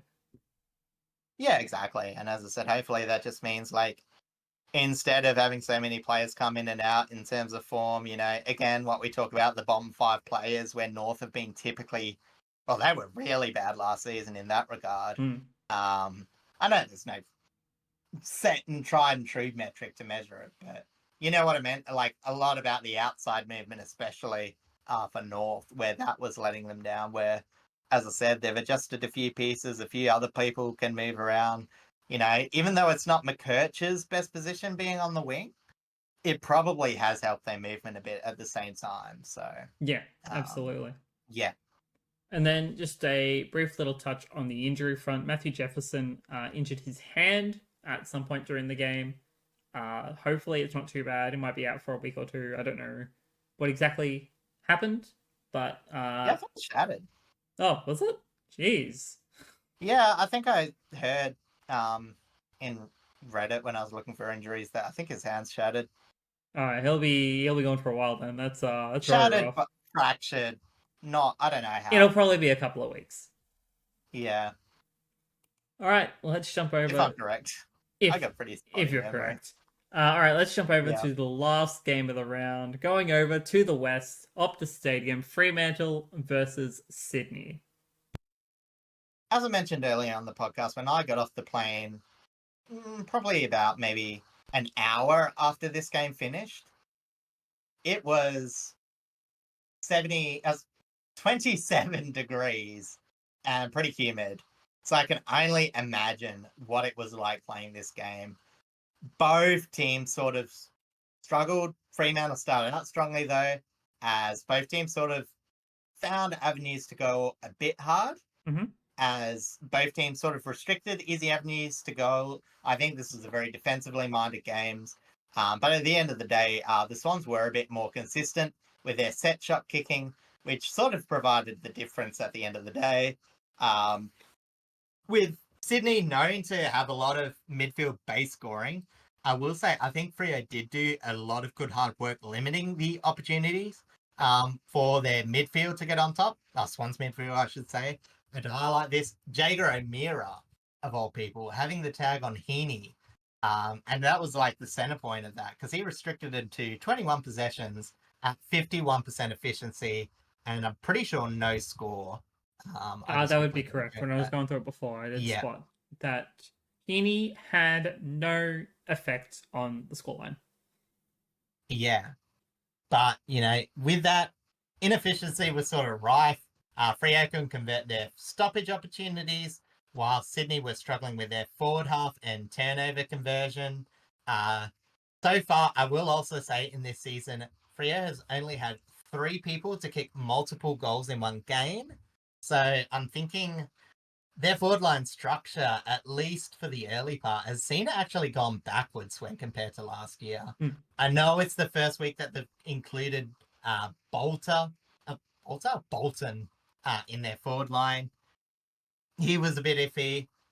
Again, first match back, can't judge him too harshly, but you know what I mean? Like, that's always going to be the problem, when you got a team, they're not quite a lot of depth, I still think. That lag introducing new players, it's not as immediate as some fans would sort of hope. And I think that's what we've seen with Fremantle slowly in the year. But on the flip side, Sydney's defense has slowly adjusted week in, week out with their minor personnel changes. Step up of Riley Bice, that was really good for the last couple of weeks. Featured last match. I think he was sub in the first match. So, he had his breakout game, I suppose, today. Whilst other youngster, Matt Roberts, year before, recruit, his backline distribution, they seem to be a good core. whilst Blakey and McCartan seem to synergise well with that pair returning this game with the Pelican out. Whether McCartan stays there, whether Pelican comes back in, but we've seen Blakey play really well, so maybe there's not actually that much difference. Possibly not. I mean, we already knew that Blakey was really good in his position of halfback, but the fact that he's kind of seems to be going at another level so far this season, despite the Sydney scorelines being very close. Yeah, it's still very impressive for him. There's a fair chance that he's already vying for All Australian off of this. yeah. Well, that's what I was saying. Like last year, that's why I was a bit critical of him being All Australian when I think his defensive efforts weren't quite there. But now we've actually seen what the player he can actually become. Like this was Blakey that I thought the hype was describing him last year. Yeah. You know what I mean? Like I knew offensively, there's no question marks, and you don't even need him to be defensively. It's just Sydney with their options need him to be defensive, and is even taken that step up. So, mad props to him because again, he's a very young player. He's playing absolutely beautiful. But sort of the last thing I want to mention, another conversation about close games for Fremantle comes up, but it is worth noting that Freo put out the third youngest and the third most inexperienced team for the round. So a lot of their older heads are either injured or playing in the waffle. So whilst it does mean in the future that Freo can stabilise, and I don't think the dreams of Flagmantle are over yet, I never necessarily believed in Flagmantle, but I definitely believed in good season Fremantle. Yeah. Mantle, I don't know. But you know what I mean? Like, I don't think they're out for the count, but I think it does highlight what I did bring up in a lot of my preseason analysis, that how deep one or two losses can affect this side still, as they really need some players to step up that aren't just the usual suspects, to find a way to make them more consistent. Otherwise, they'll never quite match the top end talent to close out these close contests that they've been losing of late. And, I guess Fremantle aren't necessarily the team where, sort of talking about some of these older players. It's actually more of their mid-ish young players. I've mentioned it before. I was about to say Tom Emmett. Tom Emmett was last year. Neil Erasmus this year came in, found his opportunity, looked very vanilla. Again, probably looking to be a bit better from that. That being, what's his name? The other midfield, Matthew Johnson. Oh, yes. Again, played okay, looking to overtake Erasmus, but still his decision making can be very questionable. Not quite so younger, but had a bit of a shocker. Bailey Banfield. Had a very good year last year, sort of dropped off a bit. And, Patrick Voss, a very, very almost game. He looked solid early. Took a couple of marks. Unfortunately, scored one goal free for the night. But I asked my dad about him because I was a bit curious, but he really dropped off in that second half when Freo was struggling to score. So, it's those sort of players that can really lose you these sort of games. So, they're still doing a bit of soul searching, on the flip side, there's still a few players, like O'Driscoll coming back into the scene, doing very well. Matthew Reid seems to have found his place in the Fremantle side pretty much straight away. And also, as I said, Corey Wagner, turning into a solid player.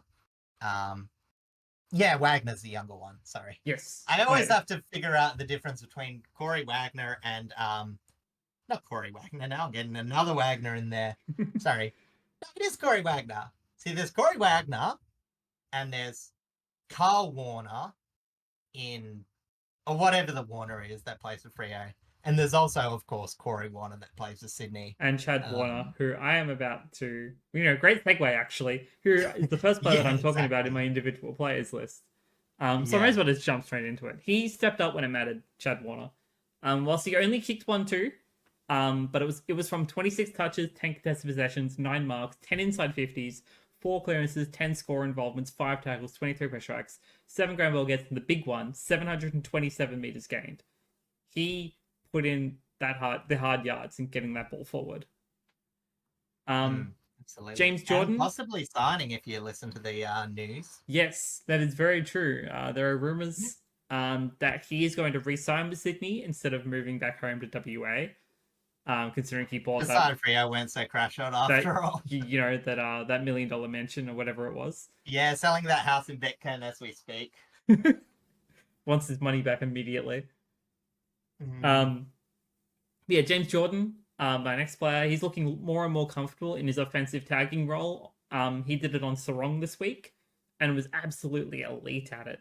I was reading an article um, yesterday, I think it was, about his new role. It's the fact that he was able to play a tagging role, but also immediately switch to like an offensive mindset. So like he'll tag someone as he did on Sarong, and then as soon as he's able to get the ball, he will go with it and run. He will just immediately take on an offensive play. Like he will, break tackles. He will just get the ball as far as he can, and then immediately go back to staying on his man, forcing them, limiting them. And it's very surprising to see him actually play that sort of role because normally tagging roles, Yeah.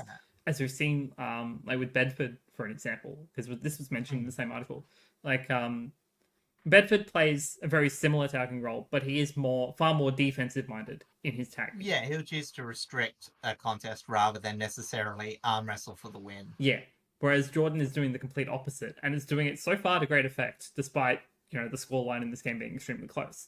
But he finished with 24 disposals, 17 contested possessions, 4 inside 50s, 10 clearances, 4 score involvements, 17 pressure acts, and 13 ground ball gets. I do want to say one last point on that is that the other impressive thing is that with Sarong, we saw last week he was able to break out of that Ocean Mullen tag, Yes. I think it was. So, like even with that offensive mindset, you still have to put in the hard yards. But, as I said, it seemed for all 4 quarters, he was just sort of tagged out of the game. So, as I said, this isn't just tag any old player. Like this is because normally you get a few players when they first get tags, they struggle a lot. Sarong doesn't seem to be that way, and he's still got clamps. So yeah, it's crazy to be able to hold down Sarong for that long. And that's without kind of without Freo making necessary adjustments because I think Jordan kind of went to him regardless of where he went. Yeah, exactly. He tried going up forward a bit. Still did kick a goal, and it was actually a very good one. And there was another one where he had a goal assist where he like toughed out a handball, just pushed out, handballed it across, a very good one. I saw that in the highlights. I don't know why I remember that, but as I said, this was just, well, I don't know. It's just like you look at Sarong, and it's like, wow, Freya's midfield, they're a bit more vulnerable now. Hayden Young's not there. I'd mentioned the fact that when they do lose that player, their shape loses a lot more. But you know what? Like Sarong really did the most while still being tagged. This is just Freo not having the midfield look that they really want. So yeah, pretty much. And the last Sydney player that I want to touch on is Joel Hamling. I thought he was very important in defence. He collected 12 disposals, 5 contested possessions, 5 intercepts, 5 marks. So he had the 5-5-5 right there. 10 1%ers and 9 spoils. Jumping over to Fremantle, Luke Jackson was absolutely dominant in the ruck. Pretty much outplaying Brodie Grundy for pretty much the entire game from what I saw. He got 28 hitouts, 5 to advantage, and 20 touches, 7 contested possessions, 5 inside 50s, a goal, 5 score involvements, 5 tackles, 21 pressure acts, and 5 ground ball gets. Then Josh Tracy, one of your favorite players, as you like to talk about. He was absolutely lethal in front of goal. He kicked 4-2 from 13 disposals, 11 of them effective, equating to 84.6% efficiency, 7 contested possessions, 7 marks, 4 of those being inside 50 marks, 12 pressure acts, and 5 ground ball gets. Yeah, I think the scary thing with Tracy is last year we expected Jai Miss to take that developing year, try and fit into his new role where, as I said, the more Tracy shines, the more Jai has sort of gone back into the corner, and it's very disappointing because, 4 marks, 1 goal, where Patrick Voss is, probably your next step down, at least still gets 6 marks, 1 goal, 3. Yeah. So, both kicking at sub 50% efficiency too, with Amos at 37, Voss at 38. So you're really not getting a lot of production there. Compare that to Tracy with, what is it, 11 disposals, 84% efficiency. Yeah, Just it's either he's a not big difference. either he's getting targeted very well by defensive players, or he's just getting like kind of shut down on his own accord, like he's not in the right positions, etc., etc. Oh, he's a good lead, and he's a good overhand mark. There's nothing wrong with his marking ability. Sometimes a bit on and off with scoring, but usually very good. It's just if he's not taking a mark, he doesn't provide much of the contest. You know what I mean? He Yeah. doesn't bring that ball ground as much. He doesn't. His leads. I don't know if it's. You'd need a forward coach to break this down, but I'm also questioning whether his leads doesn't make enough space. Like a Josh Tracy lead, because he goes so fast, gets that separation, goes fast early, he'll bring that player out or those players deep out, which provides a bit. Like Josh Tracy leads help someone like JMS. And I know as a first tall forward, your leads don't always have to. You can be a bit selfish. But if you're not getting it at ground level, Shai Bolton being there becomes a bit more useless. Michael Frederick being there becomes a bit useless. Bailey Banfield has to work a bit harder. Swiskowski, who was out, doesn't get as much opportunity. So, you know what I mean? It then becomes very reliant on Josh Tracy, which for Fremantle, they just can't have because they don't have enough other forward producers to just have Josh Tracy shuffle it all. Yeah, absolutely. Like, hopefully they can. I mean, granted, again, the scoreline was super close, so that it's not doubting the fact that they can do it. It's about working out the little kinks, the issues, and trying to be a little bit more efficient with their accuracy. Yeah. And I think too, again, this was a putrid game as Oh well. no, for Like, sure. I mean, the heat definitely didn't help. doubt the fact that you can knock 10% of a lot of these players' efficiency just because of the conditions. But Yeah. It affected both teams, and in the end, as I said, like Sydney can afford a lot more inefficiency, I think, than Fremantle can at this point. Yeah, agree. And then just the last thing to touch on for this game is the injuries. Sadly, Brandon Walker did a shoulder injury. I don't know how bad it was. Hopefully, it won't be too much missing for him. But yeah, it's a little rough. Yeah, exactly. I like his ball movement from the back half. It's just, as I said, missing a bit. Chapman again. I don't know. He had a bit of a quiet game too, so maybe he started on the as the sub last week because he was a bit underdone. But Freo, it is an area where they have a lot more depth, so that hopefully won't be too much of an issue for them. It's just on the forward half of the ground, they need to be a lot cleaner. Yeah, definitely. All right, let's jump over to the previews for round 3, starting with the Thursday night match at Marvel Stadium between Essendon and Port Adelaide. Wow. We mentioned Richmond not doing well again, a bit misguided with their defensive running. If Essendon don't fix their defensive running, this could be another style of that match. I don't want to get too cocky because, Port's first week was pretty much atrocious. But Essendon are sort of the teams that Port tend to feast on. Yes. You know what I mean? Like, they don't run back enough. Their turnovers are pretty. They can force a few turnovers, but they don't capitalize probably as much as they should do. The only way I could see Essendon winning is, again, in that ground level forward half. They'd have to trap the ball a bit there. And, they would have to dominate at stoppages, which Port still can defend, but it's not quite as good as their general play. But yeah, otherwise, unless Port really turn the ball over, I can't really see this being anything but more than a comfortable win by Port. Yeah, I completely agree with you. I think Port, after they finally warmed up to a win last week, I was hoping to see a win for me, but you know how it is. Mm, After finally getting into gear, finally getting the results that they wanted, considering they didn't get that in round 0, or round 1. Sorry, I couldn't remember which round it was. Round 1, where they lost to Collingwood. yeah. Yeah, considering Essendon just don't have a back line and are very currently very inefficient in the midfield, Port probably should just be able to walk all over them.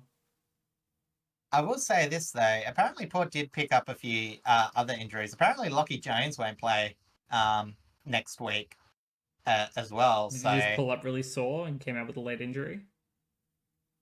I'm not sure. I just read somewhere because the medical room Oh, article that'll that I do. could actually probably read that.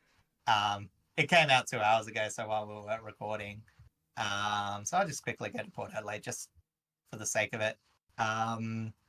Yeah, Lockie Jones, adductor injury, 1 to 2 week. Oh, yeah, So that's horrible with timing to be that, honest. But good thing it's with the early season. profile, yeah. Oh, and Ryan Burton's also out as well. Uh, He wasn't as big in last match, so I think he must be carrying a bit of an injury. So with 2 backline players out, we could see the debut of one Rory Atkins. oh yeah, I forgot that Rory Atkins went to Port Adelaide. How could you? One of the biggest moves of the off season. The Rory Atkin means could come. Silver also gets a chance to get look. Again, I mentioned last week against Richmond, I mentioned to you, Yes. actually. Now, Asava probably didn't play because Richmond didn't have that tall forward lineup. Correct, which is why we pushed Jacob Light forward, because we had no options up forward. Yeah, Really. exactly. Again, Essendon's not really a tall forward lineup, but you would imagine someone like Sasaba comes back in just because of, that either that or Dill Williams, but I'm not really sure how much on the outer he is. Yeah.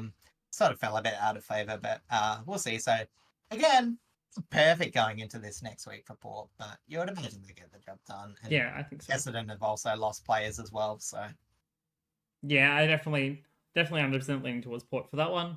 Now for slightly more interesting match, probably a more slightly exciting match, let's say. Also at Marvel Stadium is Carlton and the Doggies. yeah, well, this is going to be an interesting one because it's 2 teams that still like to run the game through their clearance work. Mm-hmm. Carlton probably a bit more this year.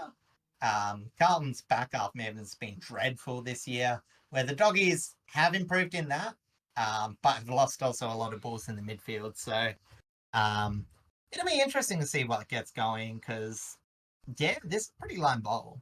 It might be a very ugly match. Yeah, honestly, it's really a who comes back sort of deal, I think. Like, Well, the assumption I would be for think, Carlton that they will finally have both Kerno and Mackay. yeah, but how good will they be? True. Because if they're 80% fit, like the Rory Lobb on his own sort of thing, that might struggle. Again, the Bulldogs, unless, what's his name? The guy that got injured a couple of games ago, for the Bulldogs comes back. They're going to be very short on tall No, it's not defenders. Vandermeer played last week. No, James O'Donnell. Oh yeah, that's James right. O'Donnell.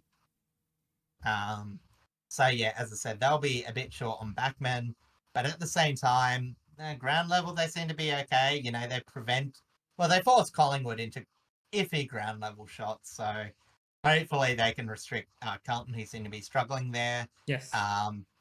Again, ruck contest, it's like, Tim English around the ground against probably one of the best offensively minded tap ruckmen in Tom de Koning. Mm-hmm. So that'll be interesting to see, but I'm probably edging towards the Bulldogs at this point. Yeah, I'm definitely leaning towards the Bulldogs at this point. I might swing with ins and outs, but that'll be very, very dependent. Because I think pretty line ball game. Yeah, pretty much.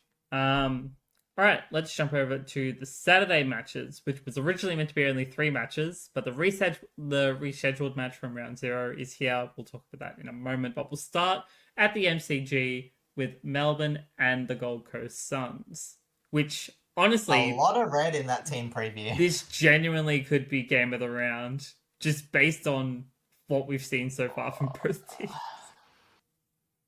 Yeah, Well, it's like before we get into it, the hard part is going to be the Suns played one game and then went into a bye. Like yeah, the Suns have been that's not really absolutely much for them. shafted Yeah, by this. they came out with such a brilliant performance against West Coast, and then just Mm. immediately cannot do anything for a week. Yeah, exactly. So I will say, in terms of forward lineup, forward structure, the Suns obviously defend Toll pretty well, a bit iffy on ground level. So, at the very least, Melbourne's worst qualities were already going to struggle against the Suns' defense. Mm-hmm. So, again, it's all about getting that ground ball going and getting that creative opportunities to go. Because we know the Suns aren't always that efficient with their ball use. I know they thrash West Coast, but West Coast are pretty uncontested. Correct. That's generally the Suns games where they can get on top of. It's just, A, are Melbourne going to go hard enough to maybe put the pressure on the Suns to like flip it over? And B, are the Suns going to back themselves in to still get that ball movement going forward and expose maybe a very rattled Melbourne defense? I know they were good in round one, but again, against a very fledgling Giants forward line, remember they had a lot of offensive players missing, Mm-hmm. and it was a bit wet. So, in I don't know, I'm guessing in maybe dried conditions. I'm not actually sure what Melbourne weather's I going to don't be. know what the forecast is. It is always subject to change, as everyone knows about Hmm. Melbourne weather. But the current forecast for Saturday says a high of 22 and a 24% chance of rain. Yeah, so not looking to be too bad if it is. So yeah, I got a feeling the Suns can continue their form. It's so I want to hard hope because you so don't want to because I go. think they deserve to after finally finding some Yeah, good form. but it's also the one where I've like tipped Melbourne incorrectly the last 2 weeks, and the first time I'm going to tip off them and they'll win. But yeah, I mean, yeah, I got to give a bit of respect to the Suns. Yeah, I think at the moment, Yeah, even though it is on the MCG, and I don't think the Suns have won on the MCG in a long time. Um, yeah, it's one of the next bigger and by records. long time, I think only last year against Richmond. I can't. I'm pretty sure they beat us on the MCG. I cannot remember if that was the MCG or Marvel. Yeah, I thought that might Um, have been Etihad, but maybe not. um, but yeah, because of the fact that they don't play there all that often, um, I could give a swing to Melbourne maybe, but I want to put some faith in the Suns as Mm. well. I think they deserve the faith a little bit more at the moment. Yeah, and it's like one of those things where theoretically, I think Melbourne could trounce the Suns midfield. You know what I mean? Like they've got the hard bodies for it, but they look so pathetic. Yeah, You know what I mean? So yeah, I gotta have a bit of faith. Like we gotta have faith in the Suns at some point. I know I'm not that optimistic for the season, but in terms of growth and all that sort of thing, they can pinch a game of Melbourne here. yeah, I agree. All right, jumping back over to Marvel Stadium on the same day is St Kilda and Richmond, the 10th anniversary of Maddie's match and the final Maddie's match. Yeah, so honestly, obviously, it's nice to have one final one. Obviously, both rerolls are out of the game now. One's in commentary, the other one, I think he does work in America doing a lot of different. That He's a bit of a. that would be correct. I think he does radio. Actually, no, he is back Yeah. in Australia full time. He does radio with Mick Malloy on Triple M in the mornings. Hmm. Um, but yeah, he's I think for he's the just past involved couple in of, for the sport. past like 2 years, I think he's been doing a lot of work in the US.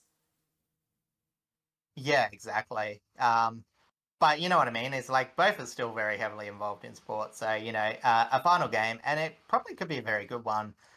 I know Richmond, their odds probably after last, week have probably skyrocketed upwards. But this is a game where their tackling pressure can, go into the fold. Because we know St Kilda, they're not like they're an outside running team, but from halfback. They're not so much inside outside like Port were last week. So if Richmond can get those bodies on, and St Kilda aren't even the fastest inside midfield team. Like I know Sinclair's pretty fast, but again, he's probably going to be coming off halfback. Jack McRae, he's very wily, but still tackleable Mm-hmm. in that regard. So I think Richmond can make this like a more dour contest, which will sort of favour them. But again, it's whether they can um, sort of find ways to stop St Kilda getting the enough easy goals for them just to get a lead. Yeah. You know what I mean? Because St Kilda, we've seen it. They've found now ways to score goals that they haven't in recent years. Mm-hmm. And, you know, if you give them 10 to 15 minutes, give them a good set, you know, they can then make the game defensive, which is what they're trying to do normally. Yes. But yeah, as I said, Richmond, still a fairly decent defensive team. If they can keep on, they can keep it close for most of this game. I think this will be a tight contest. I can't imagine the margin being that much more than 20. But yeah, as I said, you just have to give it to St Kilda. Like, Richmond will win more games, and I think this could be one of them. I'm just not willing to tip it. Yeah, I'm kind of the same. As much as I want to give them faith, I want to tip them. I do have to lean towards St Kilda here, especially with the solid structure and performance that we're able to give against Geelong. A top 8 rated team. Yeah. It's just easy to give more faith to St Kilda at the moment. But whilst we are on the topic of Richmond, I just want to sidestep this. I spotted this earlier today that Richmond has actually made history with their teenagers. So I brought this up on the YouTube video, on a YouTube format, and it says that Richmond has set a record for the most teenage players it has debuted in the first 2 rounds of an AFL VFL season. So 5? in 4. 4.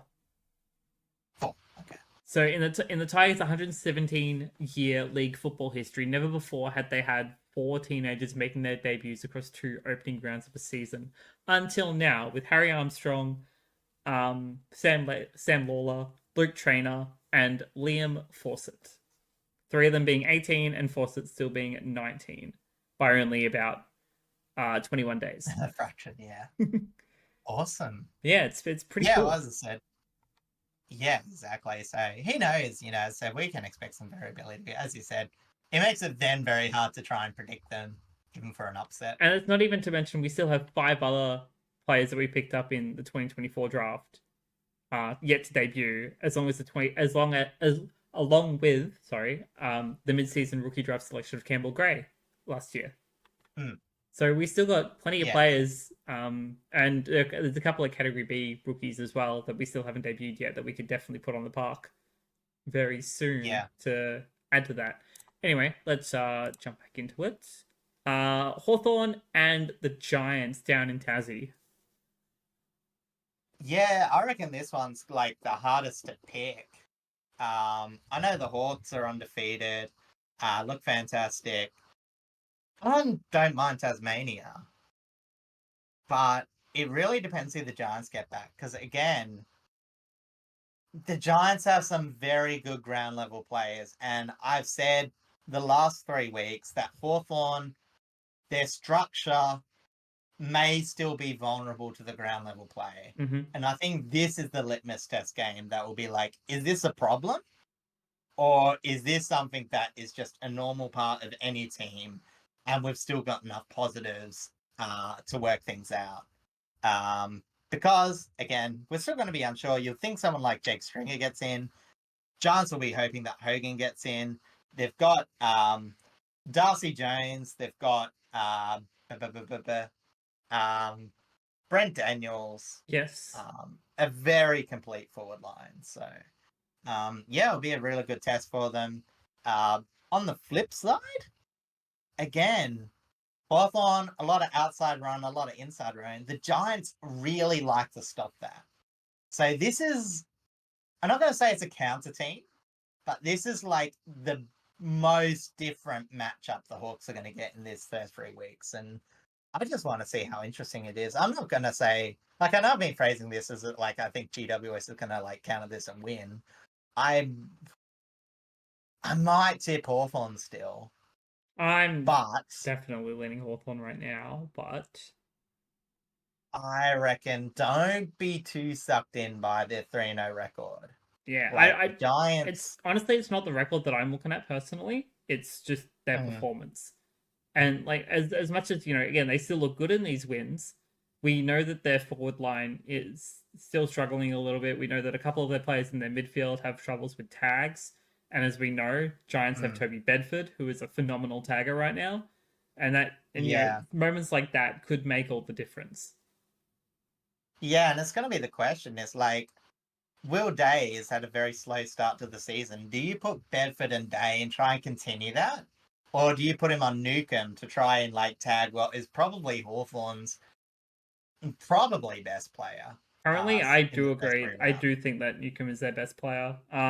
You'd probably Yeah, put Bedford on Newcomb just because of that. I think so. But you know what I mean? It's like, it's going to be very interesting, like how Giants approach, because there are avenues. Because Hawthorn, they love the uncontested stuff, They do. and the Giants can stop that. So how much they go out of their way to try and stop them, how much the blustery conditions of Launceston affects them. Yeah, it's going to be interesting. But these two teams have had a lot of close contests in recent history, so honestly, I wouldn't be surprised if this was another one. Yeah. All right, jumping over to the rescheduled match from round 0 is Brisbane and Geelong up at the Gabba. And rumors are they're in for a wet one. Yeah, the rain rescheduled as well, which will, gladly not torrential, or maybe torrential, but not It'll be a repeat of cyclone it'll rain. literally be a repeat of last year's Brisbane v Geelong at the Gabba because that was a wet game as well. Yeah, exactly. What was that? The result of that? That was the 37-63 game, wasn't it? Yes, it Yeah. was. Yeah, that was Yeah, Brisbane's like 1 413 and to no 5 9. start. Yeah. So, yeah, it's going to be interesting because the Cats are probably more primed, and I probably said this in the rescheduled, sorry, in the round 0 preamble, but the Cats in a torrential rain are probably more suited to find goals. You know what I mean? Like Yeah, they're a lot more versatile. Like Brisbane, they're very traditionally good.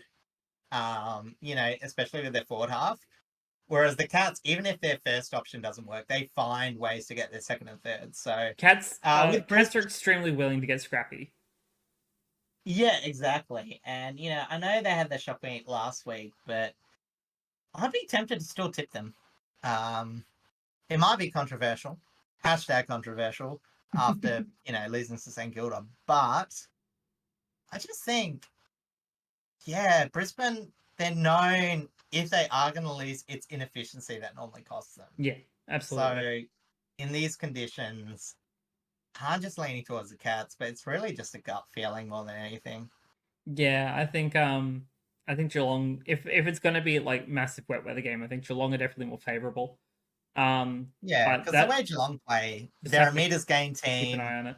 They're inherently scrappy. Like Atkins, probably like one of their more consistent performing midfield, is also like one of the more scrappier midfielders. Like he's never in the highlight reel, Tom Atkins. Correct. Uh, Yet he's one of the better grindhouse midfielders.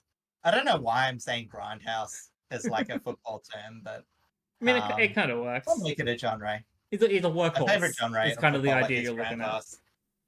Yeah, it's like a workhorse if a workhorse was less pretty.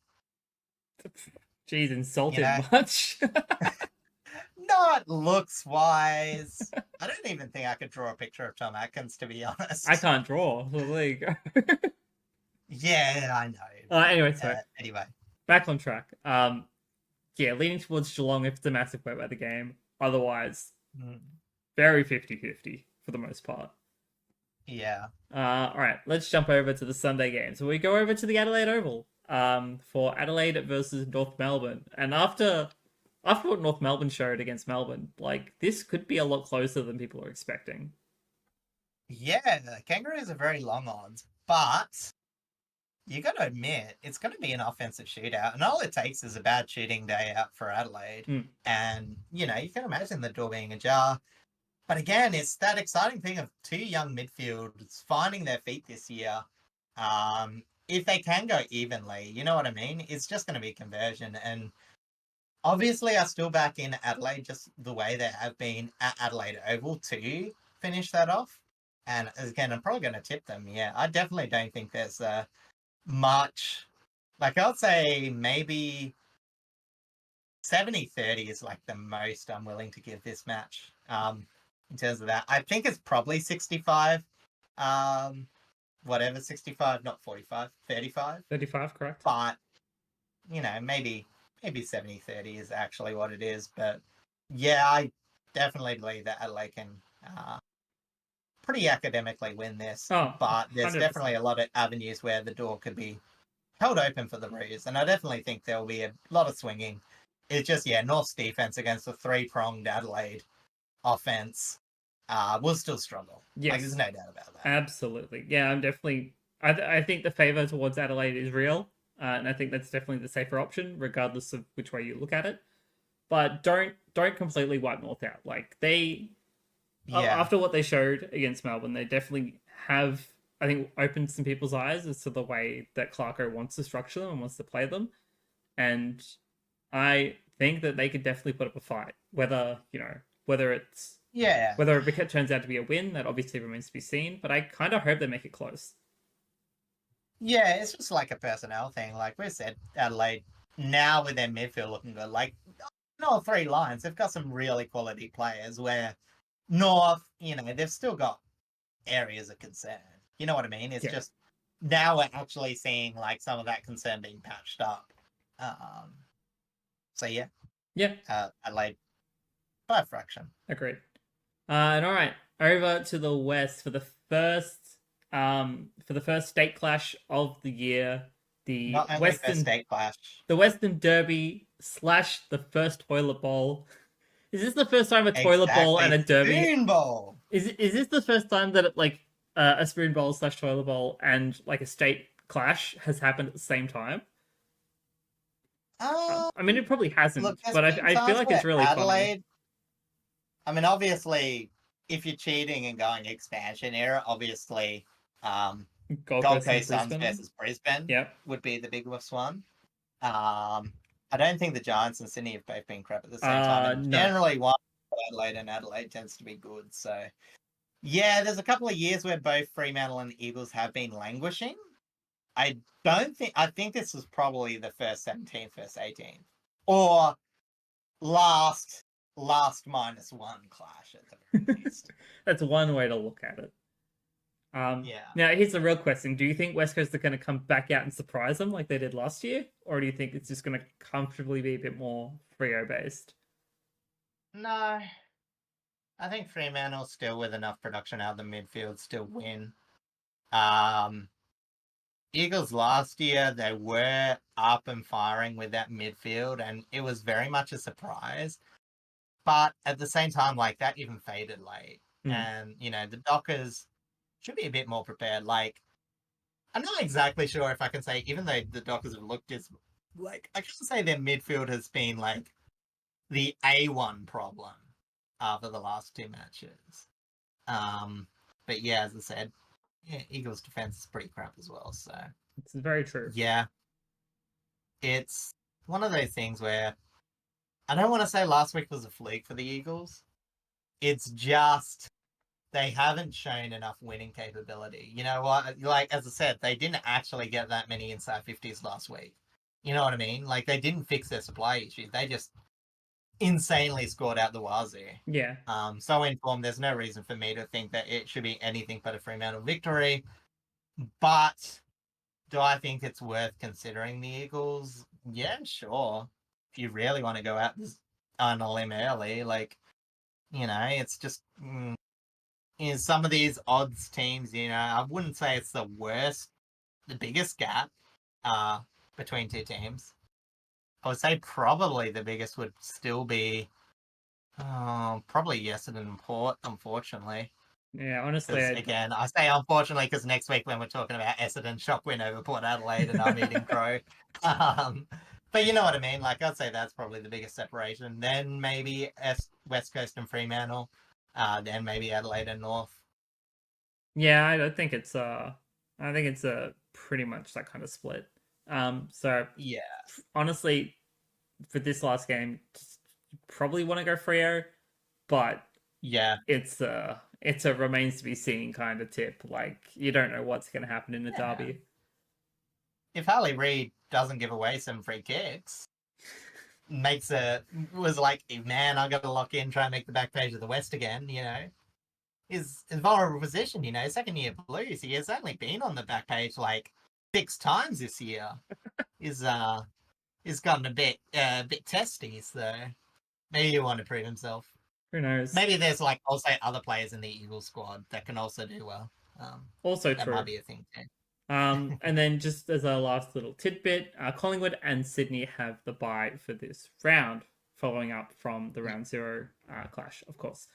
All right. Last thing that I want to touch on just before we wrap up is a little bit of information about the 2032 Olympics and what's going on with the Queensland government and the Gabba. So essentially, this article was released earlier today. Essentially, the Queensland government has confirmed that they will be building a new stadium. I believe they might have already started, actually. I don't know. Probably. But they will be building it in Victoria Park, which is a little bit closer to the CBD. It's going to hold about, I think the article says about 67,000. It is in here somewhere. Here it is. 63,000. 63,000 people will be able to have a seat, give or take, obviously, numbers, at the new stadium. And both stadiums will likely be used for the Olympics. I think that's the original reason why this is being purpose-built. And then the Gabba will be demolished and turned into residential development blocks. Whether that's apartments, whether that's houses, that remains to be seen. Considering the area that it's in, it's likely going to be apartments, or townhouses, things like that. High-rises, maybe. But yeah, it's we're officially now counting down the days until the Gabba no longer exists. Yeah, exactly. And obviously with this new stadium, obviously the Gabba being also a cricket venue, that's the big thing where, that there's a lot of, they're going to not really spare many expenses in this stadium. They're going to get it right. Correct. Because they're going to move all the cricket games as well over to the new stadium alongside the AFL. Like, it is being multi-purpose built. Yeah. But yeah, as someone who actually got to go to the Gabba last year, who hadn't been in over 15 years, I think, it's a really nice stadium. But yeah, it definitely it had a lot of issues, kind of like outside structure wise, just the way that it was built. So I think this is only plus side, but all of that history at the Gabba, it's that's the hard part. It is sad, but at the same time, again, and I've been critical on stadiums in the past, I'll be critical at the Tasmania Stadium, but again, with the Gabba, you are looking at almost spending as much money as it is to tear it down and build a new one, as it is to facelift it, you know what I mean? And even then, it was really this is landlord just whacking a coat of paint over it. The Gabba had some structural issues that probably meant that, building it up, considering it's a multi-purpose ground, considering that it would actually, be Olympics relevant. And as I said, and it is this center point stadium of a reasonably populated area. It just makes sense. Yeah, exactly. And it's just, it's unfortunate, but that's just how businesses be. It's just how life bees and infrastructure. But yeah, hopefully with the history of the Gabba and stuff that they do with it, maybe they'll move it over to the new ground. I think so, yeah. Or at least maybe build, and because a lot of these things, or build a museum sort of thing on the land. Yeah, they get built down, but normally either they don't strip it all the way, they remove all the chairs, but maybe they repurpose it for a training oval or something like that. So there are avenues that have a museum outside of it, especially considering it's had a lot of very important test series. That'll probably be the bigger thing. No offense, Brisbane and Queensland fans. But because the grand finals always played at the MCG, so you're not going to have any of the you have nods to the 04 premierships, but you're not going to have them winning it. Well, actually, the other thing is the 2020 grand final. the first night grand final Yeah, being true, held actually. at Yeah, the yeah, yeah. Gabba. So there So, is definitely some, finals history there, and not just like regular yeah. finals games. But in terms of cricket history, the Gabba as a cricket ground is probably a bit more important Yeah. in the sports history. But obviously both. I'm not saying that to knock Brisbane, but you know what I mean. It's just, um, you know, facts really. Yeah. It's what only 1997 technically when Brisbane made their home there. From being Fitzroy. Yeah, from being Fitzroy and the Brisbane Bears. It wasn't that long ago, really. Did the Brisbane Bears even play at the Gabba? I don't Really sure. know. Um, that would be an interesting little fact to find out whilst I am trying I'm to not googling start that the as we outro speak. yet. Yeah, yeah, yeah, yeah, yeah. Yeah, old Carrara Stadium, Okay. which was redeveloped into Metricon. So yeah, the Brisbane Bears didn't actually play Okay, so at they the played Gabba. more. That They was played down at at the Gold Coast rather than in Brisbane. yeah, as I said, Carrara. Yeah. Um, All right. Well, that's an interesting way to end the podcast. Thank you so much for coming to hang out with us this week. I apologize for me looking and being so tired. Again, we're recording this Tuesday night, and I got to get it edited and uploaded for official release on time. Which, if you're seeing this, obviously, then I did it on time. Hopefully, um, I'm gonna just say this now. I apologize if you're a Spotify listener, and it's not up on time. That will be up as soon as I possibly can because I'm likely not going to get the edit done tonight for that one, but that'll be up as soon as possible. Day of. I promise you. Um, but yes, thank you all so much for coming to hang out, coming to chat, coming to chill. Um, we're looking forward to this week. I don't think either of us have any major plans this week, so most of our attention will be on the footy. Especially me because I need a week to relax after how busy I have yeah, been. I will be at St Kilda v Richmond at Maddie's match, so I'm looking forward to that. Um, and yeah, if you're interested in seeing what I've gotten up to, it's all on my socials. Obviously my Instagram stories you can't see anymore because they disappear after 24 hours. But if you want to see all the photos and stuff from the TGX event, please go check out my Twitter at the Blaze Ninja. If you want to see the photos that we took, the ones that I also showed on the podcast on the YouTube format, please go check out our podcast socials because we uploaded all of that to there. We're finally using it a little bit more as we said we would. Um, yeah. and yeah, thank you all so much once again. We're looking forward to seeing you next week for round 3 and episode 53, right? 50, no, 52. Sorry, 52. 52 next week. Also, the socials post for this week, please give it some extra love because it was filmed outside of the Adelaide Oval. We filmed it ahead of time. We wanted to do something social for it, and I hope you enjoy just a little brief window of us, being actually in a video together rather than just photos. Yeah, exactly. And I think it gives a real insight of a true relationship. Because I know I seem very serious on here, but on the socials, I'm pretty much just like annoying ad lib movements, poking Blaze or whatever, It while he tries to do the script. very very chaotic energy sometimes. Yeah, I'm responsible until I don't have to be. You know what I mean? Pretty much when Like, the work is all left up to me, you can just yeah. chill. Yeah, exactly. It's like I got Blaze to the stadium, sit it down. I was the one trying to like find the ticket.